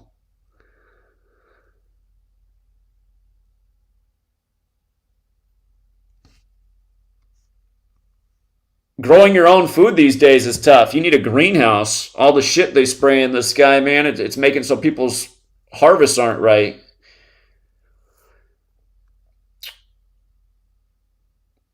But yeah, we should all be growing our own food. Okay, I said I was going to go 5 more minutes. I've gone 8. We haven't gotten a call from anyone who can bring it. Here's a call from Tulsa, Oklahoma. Let's see what they got. 539. Hey, how you doing, Zach? Yeah, what's up? Hey, man, I met you about a year ago downtown Oklahoma City. You remember? I was getting off of work. Did you meet us at the restaurant? No, I was using front of the old mural building, the memorial site. Okay. I'm sure if I saw your face, I would definitely. I met a lot of people there, but you weren't the guy who was talking to me when the one guy who was like an agent came by and put that note in my chest, was it? No, it was a sort of like dude. I had the U-Haul uniform on. I was getting off. Okay. I was telling you there was a female and a male there, and I was telling you about the guards there. Okay, right. And you said, yeah, you see how they work. And the U-Haul uniform on. And I was telling you to look into the what's the name of that building? The Devon Energy building. A lot of things go on there, and you might want to start researching that up, because that Devon building, the same people who built that memorial built that building. So, I just wanted to say that, man. I just want to say I appreciate what you do. Been following you for some years, and don't worry about the little young kid that was going on. Cause it seems like, I've been in boys' homes growing up, so those kind of guys, they was battered growing up by their parents. The parents didn't give a shit about them. The father beat their ass, and now he's taking it out on society. Right. So, I said, man, just keep doing what you're doing, Zach. You got my support, man. Well, thank you, and thanks for coming out to Oklahoma City too. I appreciate that. Yeah, man. I hope to see you this April. Yeah, we'll be back there again. I want to make all these things an annual tradition, showing up at these places on these anniversaries. So. Oh yeah. Well, I just want to, call in and just to give you, some good words, man. Well, I appreciate that. Here, so thank you. Watch out for them. Thank you. You're welcome, man. I'll see you later then. All right, you have a good night. Yeah, take care. You too. Bye. Okay.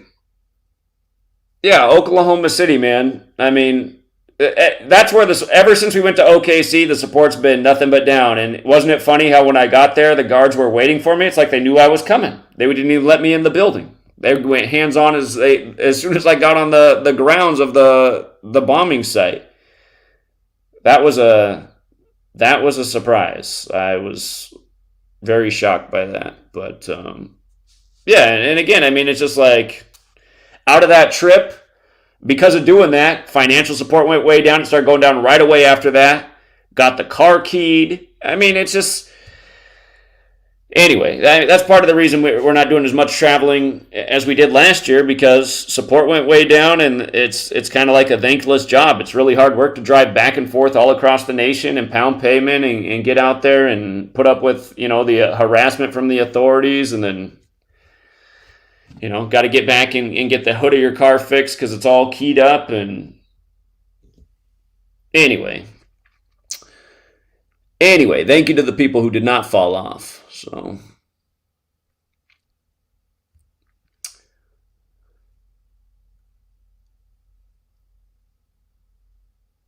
yeah. So, I don't think we're gonna get the call, you guys. This first episode, unfortunately, we didn't get the call. Apparently, if you go online, it seems like there's thousands of people who just have this case that I'm a fraud and this work is fraudulent. But then, every time I give these people the platform, crickets.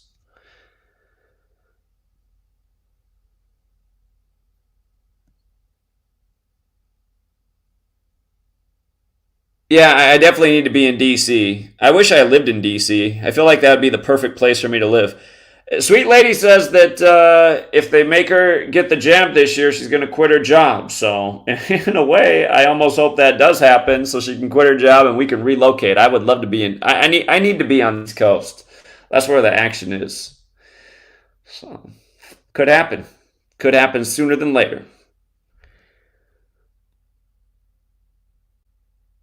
Yeah, the Trolls, this would have been one of the best nights to call in, just because, Monday Night Football was a little bit rough for us, but they know they're still going to get smoked.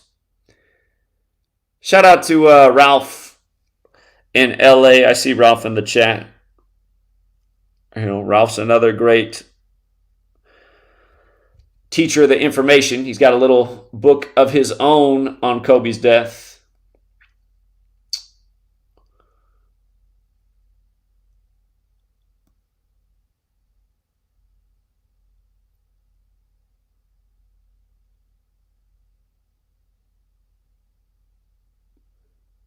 Yeah, I don't know why Cuts is tripping about the Mighty Network app. Their whole thing is they're against censorship. So that's why we switched over the platform to Mighty Networks. We like their company stance. He's making it seem like it's some bad thing. To me, it's a really awesome platform. It's if you guys aren't on the website, freetofindtruth.com, it's also an app on the Mighty Networks app. And again, it's been great since we got it. So I don't know why anyone would be complaining about it. I don't know. He's talking about Palo Alto Bank. Doesn't make any sense.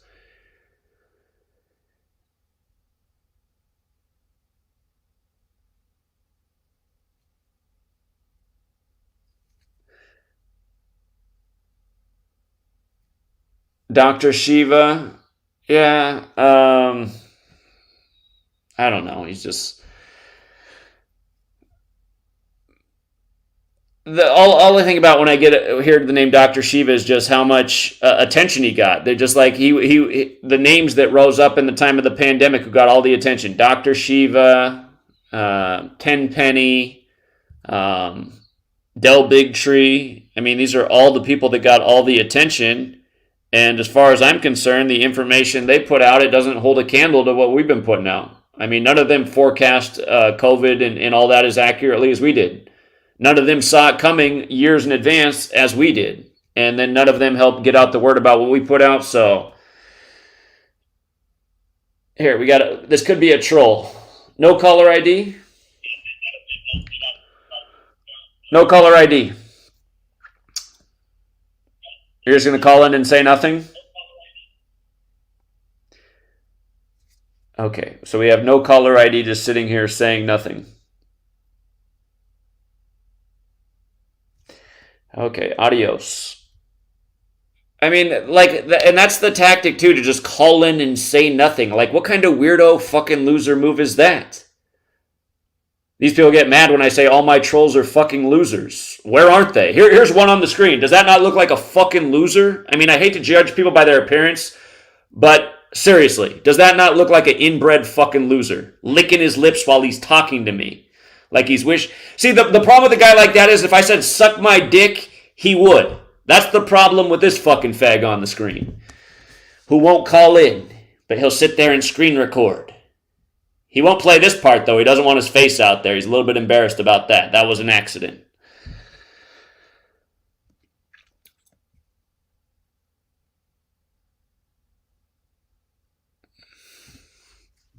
Here, no caller ID. Let's see. Is he going to sit here and just be silent? No caller ID. What are you doing right now? Like, what's the point of calling in and just saying nothing? Is the lotion out? Is the lotion out?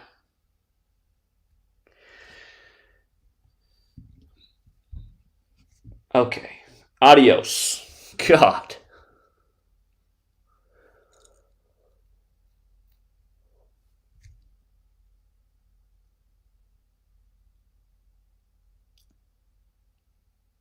All right. Yeah. Again, I guess we win the debate by default again because we don't have anybody who can bring an argument. I made a great case for why Gematria is 1,000,000% legitimate, and I hardly even, touch the resume of accomplishments. Yeah, these people are fucking losers. So... And it's just like all the shit that's happened to me in the time I've been doing this. It's always been people fucking with my property when I'm not there. Another loser move. And, just constantly with the weirdo phone calls and emails and... I mean, just nothing. He's calling back again, the guy that just sits there in silence.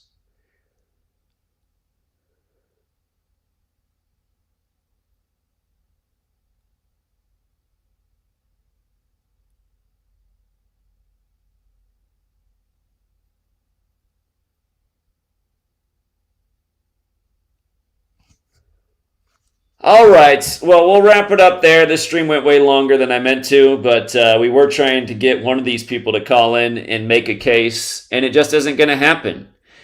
And it is frustrating that it's just frustrating that people just, this idiocracy we live in, man. The fact that people can be going to sports games and not seeing how fucking rigged they are at this point, I mean, you got to be brain dead. Literally brain dead. How do you rig sports? It's like, do you see the fucking calls these refs make? How about how tonight's Browns-Steelers game ended? That wasn't pass interference? I mean, come on. And then just listening to the announcers, too.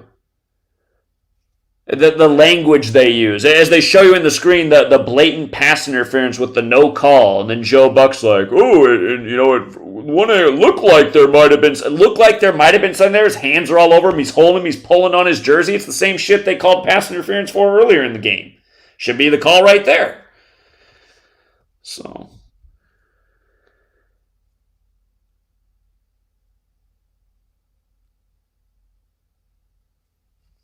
All right. Yeah, you guys say keep going, but here. I was going to pick up. No caller ID keeps calling over and over because he likes to be silent on the phone. It's like, what statement do you think you're making right now? Just calling in and just being silent. Just fucking weirdo. Weirdo.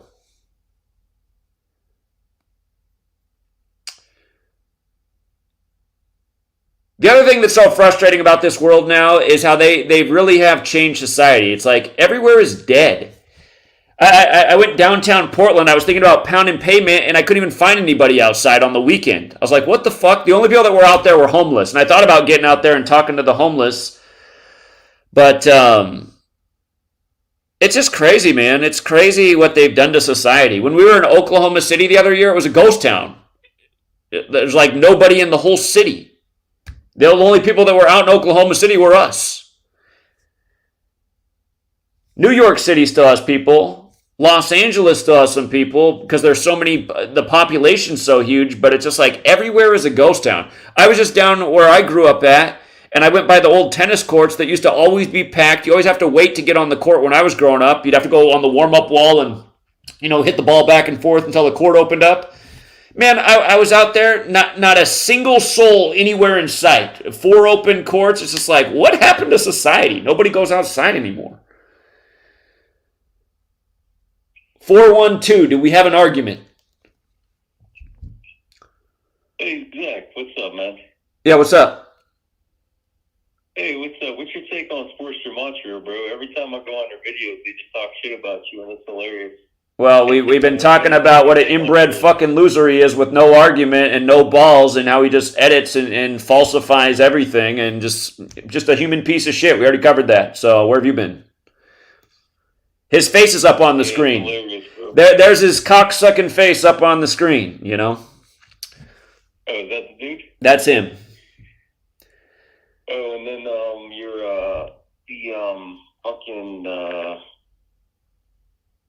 where you post like the comment section on your Patreon, it's just people rambling back and forth, man. Fucking the paid-for trolls, yeah. Who else has paid-for trolls that live on their Patreon 24/7? Again, I just have people that just have to harass every time because of what we're doing. Yeah. Who pays to go on someone's Patreon just to troll it all day? Does anybody else have that problem in the world? I don't think anybody else has that problem in the world, but I've had it since the day I launched the Patreon. And again, that should tell everybody all they need to know too. People paying to fuck with me. Why? Who would do that? Unless the message was super important.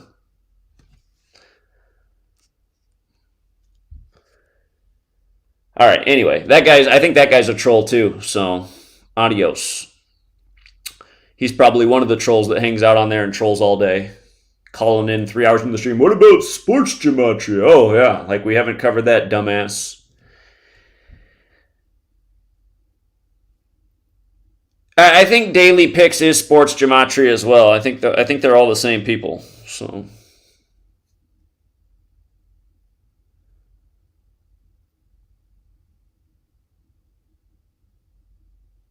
yeah, exactly. The screens. Just everybody's living in front of screens now. Nobody's actually going outside and being in the world. It's just everywhere is a ghost town.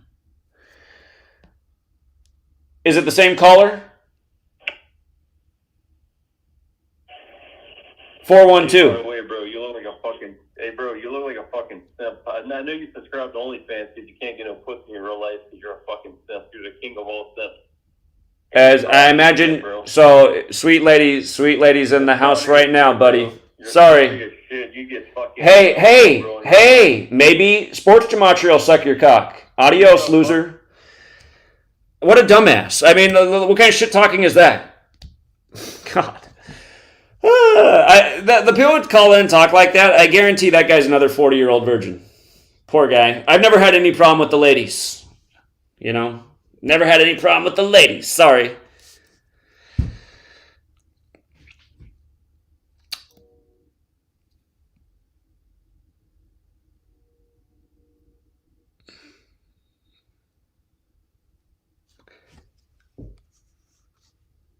Can you imagine that? Like, how many people in the world, their job is just to harass me every day, and it's been their job for years? There's actually several people in the world that's what they like. If they were on a date and a woman asked them, "What do you do?" They're like, and they were honest, they'd be like, "Well, I harass this guy online. Yeah, I go on his Patreon all day and just post bullshit.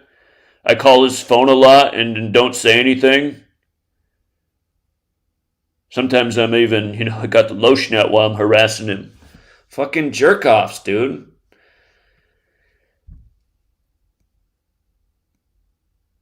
And these people get all butthurt when I talk about, why, the one thing I'm down with the Illuminati is the depopulation agenda. Just so many fucking losers. 86 I don't have a problem with it. And for all people get butthurt when I say that, sorry, I think it's because you're not that awake. If you were more awake, you'd see the world was full of fucking losers that we'd be better off without. That guy who just called in cuts, sports gematria, I mean, fucking fish food.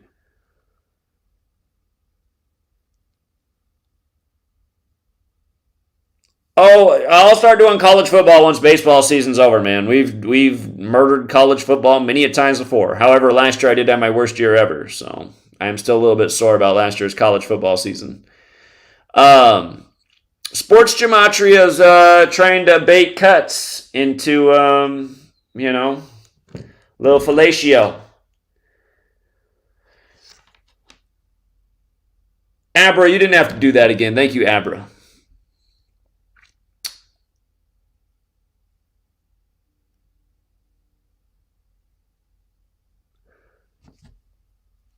Okay. Yeah, we're not going to get any real calls, you guys, unfortunately, because there are no real arguments to go against what we've accomplished in this community.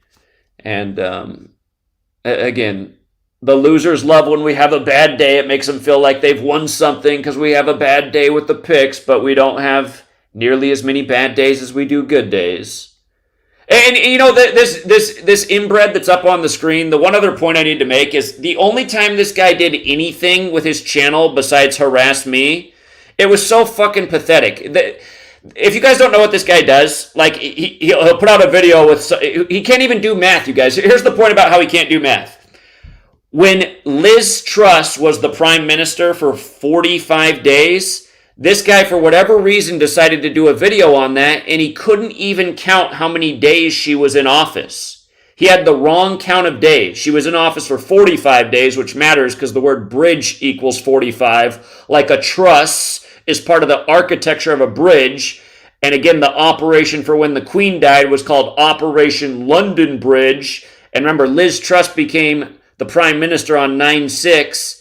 2 days before the Queen died at age 96, something we predicted a mile out why she would go at 96. But this fucking moron, for whatever reason, decided to do a decode on that, and he couldn't even count the right amount of days that she was in office. He had a different number, and then I thought, God, what a fucking moron. You can't even count, dude. And you're making videos with these bullshit calculations about how much money you look how much money you would have lost if you went with Zach's picks last week. Meanwhile, another person just paid off their mortgage. I mean, that's who this fucking guy is, you guys. He can't even fucking count to 45. It's not even that high of a number. He couldn't count to 45. He had a different distance in days, and I was like, man, what a fucking retard. God, you can't even do it after it's done. And here you are trying to critique me? My God. Fucking loser. Yeah, exactly. Special needs. I mean, look at his face. This was a special needs student. That's what's sad. The most motivated person in the world to attack me is a fucking special needs.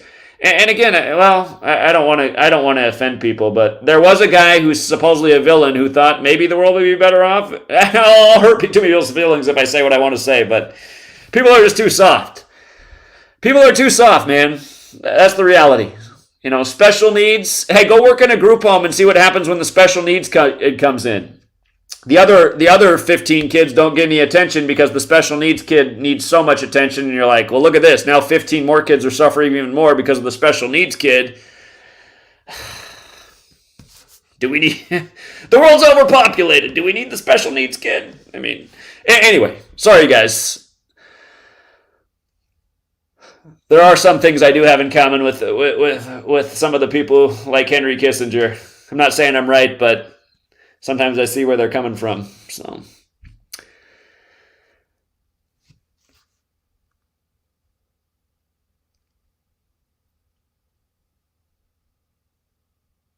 Okay.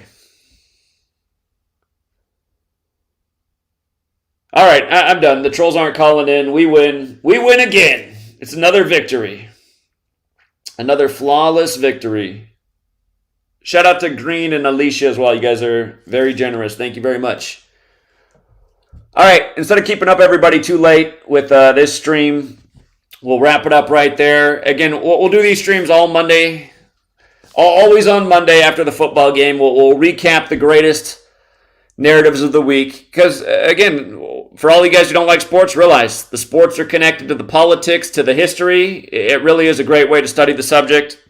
And it's a great way to wake people up because what do people care? If you could vote on all the things people care about the most right now in America, the average American cares more about football than anything else, as sad as that is. So that's also why we got to stay on the topics. We got to meet the masses where they're at. Okay. Hold on. We got one more call just in case. Just in case. 347, take us out. Hey, Zach. Yeah? I was watching your video when you went to Hollywood, and you were standing in front of the Jimmy Kimmel building. And I noticed Jimmy Kimmel has 2 M's in his first name, 2 M's in his last name. That's a lot of M's for Mason. Interesting. Huh? A lot of M's for any broadcaster in the Masonic Temple.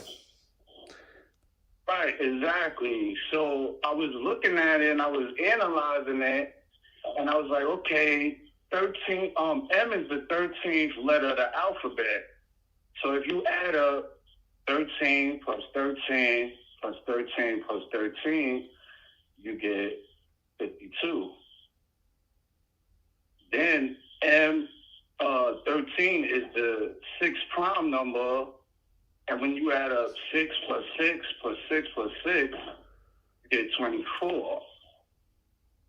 So that's 52 and 24. There's 52 weeks in the year, 24 hours in a day. Then you could break it down, and you could turn the 13 into numerology, which is 4. Then you're gonna get the number 16. 16, and I forgot what it was about the number 16. But that name, Jimmy Kimmel, it just stood out real clearly, like why they put his name on the Masonic Temple. I was just thinking, like, what other clues do you have about his name and it being on the Masonic Temple right there in Hollywood? Because that's kind of like a big deal. Well, I don't know. I don't know if I'd analyze it that way. It is interesting, all the M's, because, again, every alphabet that has an M, it's used for the first letter in the word Mason in every language of the world. But, again, the one thing I'd really point out is that Masonry is Judaism for the Gentile, and, of course, Jimmy Kimmel's a Jew. So that's what stands out to me about Jimmy Kimmel in Hollywood at the Masonic Temple, making his little slights at truth tellers as he supports the overlords, vaccine agendas and disarming America agendas, and overriding the First Amendment. I mean, the guy's turned into a scumbag. He used to be a funny guy on Win Ben Stein's Money, but now he's turned into a political hack. He's not funny, and he's a major part of the problem. So, well, that happens to a lot of these celebrities that go big time. They get the big check, and then next thing you know, they have a different way of delivering information. It's like it's not like how they first started. It's like they changed up their whole thing. Like even Chris Rock, he did that. I mean, he used to be a real funny guy. Now he's on some stupid shit, like getting smacked by Will Smith, and then now he's going to counseling for being smacked by Will Smith in front of everybody. Like, which was a total joke, and it was all synced up with the Sidney Poitier. Here, to remind people, we predicted that Sidney Poitier would die at age 94 before the 94th Oscars. And again, Will Smith has the movie where he portrays the guy who pretended to be Sidney Poitier's son or nephew, and he burglarized homes. But Sidney Poitier has the famous slapping scene. And again, that was the 94th Oscars. Sidney Poitier dead at 94. He was the first black actor to win Best Actor, and it was for a 94-minute film about saving Catholic nuns when Roman Catholic Church is 94. But anyway, man, I appreciate the call. Thank you. all right, Jack. I'll talk to you another time. All right, later. All right, hold on. I just one more call in case it's somebody who's bringing an argument. 807. Yeah, you're such a fucking fraud. How come you cannot get every single game? I don't know. Is that a joke? How come you cannot get every single game? If you're that amazing, shouldn't you be living on a yacht? Shouldn't you be amazing? Every single game would be an unrealistic expectation. Tonight I explained why we can't get every single game. So, no, what games? You never ever say what game that we can look forward to. You always say, oh, here you go. So hold on. What did I say about the? Hold on. What did I say, for example, about the Commanders game this weekend? Yeah, I don't give a shit about that. I signed up for your... Okay, adios, troll. What a dumbass. It's weird. They all have these talking points that are false. They're all saying the same shit over and over that's not true. Again, we're very specific about the games we like, but they're not all right. But the majority are, as we've proven for a decade. By the way, this whole alien ET thing, in case you missed my coverage of that, look at all the Gematria ciphers. This big alien story in 23, right? And it's been a focus all year in the news, just all nonstop alien stories. But they said that this alien corpse unveiled in Mexico's Congress, they said it looked like E.T. Well, just happened to happen 41 years after the E.T. movie came out. Alien 41 with the most simple cipher, 23 with numerology, and from the E.T. movie's release date to the day that the corpses were shown in the Mexican Congress, it was the 94th day from the anniversary of the film. When you run the alphabetical order in reverse, Alien 94. And for one more thing, there's 94 that goes with the first UFO sighting in Seattle, the land of the Space Needle. But right here, this guy who unveiled the alien corpses from his birthday, May 31st, to the day of the ritual, September 12th, it was his 104th day of his age, and the bodies were shown at the San Lazaro Legislative Palace, 104. Just like we show day after day. News, international news, sports, international sports, U.S. election, international elections. The same shit's going on worldwide because the whole world's on the Catholic Church's calendar. English is the language of the new world. It's credited to a Catholic monk. Again, I mean, the knowledge shows you who's running the show, and it makes sense of what's right in front of our face our whole lives. Why are we on the Catholic Church's calendar? Why are we saying it's 2023? Why is today September? Well, now it depends on where you are in the world. Well, I guess it's probably September 19th in most places right now. But again, I mean, you just start to look at the facts. English, Catholic, calendar, Catholic. Catholic Church all over the world. All roads lead to Rome. Education system, Catholic.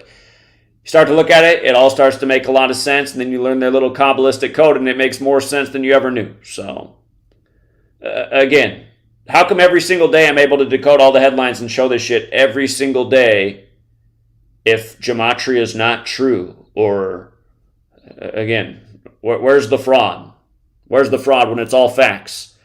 Here's a fact. My first video was a prediction that landed, and we've had a lot more since then. Okay. All right, we're going to leave it there for now, Truth Seeker. Thanks again to everyone who hit the like and the share. We'll be back for this type of stream next Monday night, and we'll do it all season every Monday night, but they probably won't go this late. It's just I wanted to go extra long for the first one to prove who's the fraud, and it's all the people who call me a fraud. Otherwise, you would have heard somebody actually call in and make an argument. Didn't happen. All you heard was bullshit from the losers. Bullshit, silent phone, weirdo rants like this right here. Here's what my trolls sound like. Here's the best argument you're going to get against Gematria, and it's not a good one. Need or want all the smoke with all these people, but then at the same time, it's like, I'm not going to just go along with rat trash shit that's getting you set up to get you set up in the future that you're so dumb you didn't realize it. You guys want a treat? I scared them. Give me a baby. I gotta give them a treat now. Hey, why are you trying to frame people up to look fucking like trash? Because you're a trash fucking fraud. Are you streaming us? Are we live on GematriaEffectNews? I feel famous. Are we live, guys? Are we live? Can you have Charmed One call in one day, Yeah, let's meet Charm One. Are we live? Where's Charmed One? I don't even want to let Zach talk. I want Charmed One to come talk. I want to know if we're live. Are we live, guys? Yeah, we're live. We're live? Oh, hell yeah. Hey, guys. Hey, chat. What's up, guys? The skeleton's here. Woohoo! Hey, everybody. What's up, Daria? I don't give a fuck about your retarded Hope you guys are having a great fucking numbers, time you son of a bitch. We're going to send you flying, Quackery! I'm not going to fight you. I'm already a victim of violent crime. Yeah. I'm already a victim of violent. Okay, so anyway, there's nothing there. It's a woman who goes by the name Texas Julie, who you got to wonder who she is. You know, she reached out to somebody who was active in the community and met them in person and then got a picture of them doing something and then, you know, trying to get them in trouble. So she's some kind of agent. And she's also always spreading online all these false rumors about me that I'm Jewish Masson. That's what she's in everybody's chat writing. Zach's Jewish Masson, which is totally false. And notice who's all hanging out together. Crackhead Cuts. Or I should say Coke Habit Cuts. I don't know if he smokes crack. But this guy, the lip licker, Lispy, and yeah, just weirdos. People who are literally frauds and liars. And then they're calling me a fraud and a liar.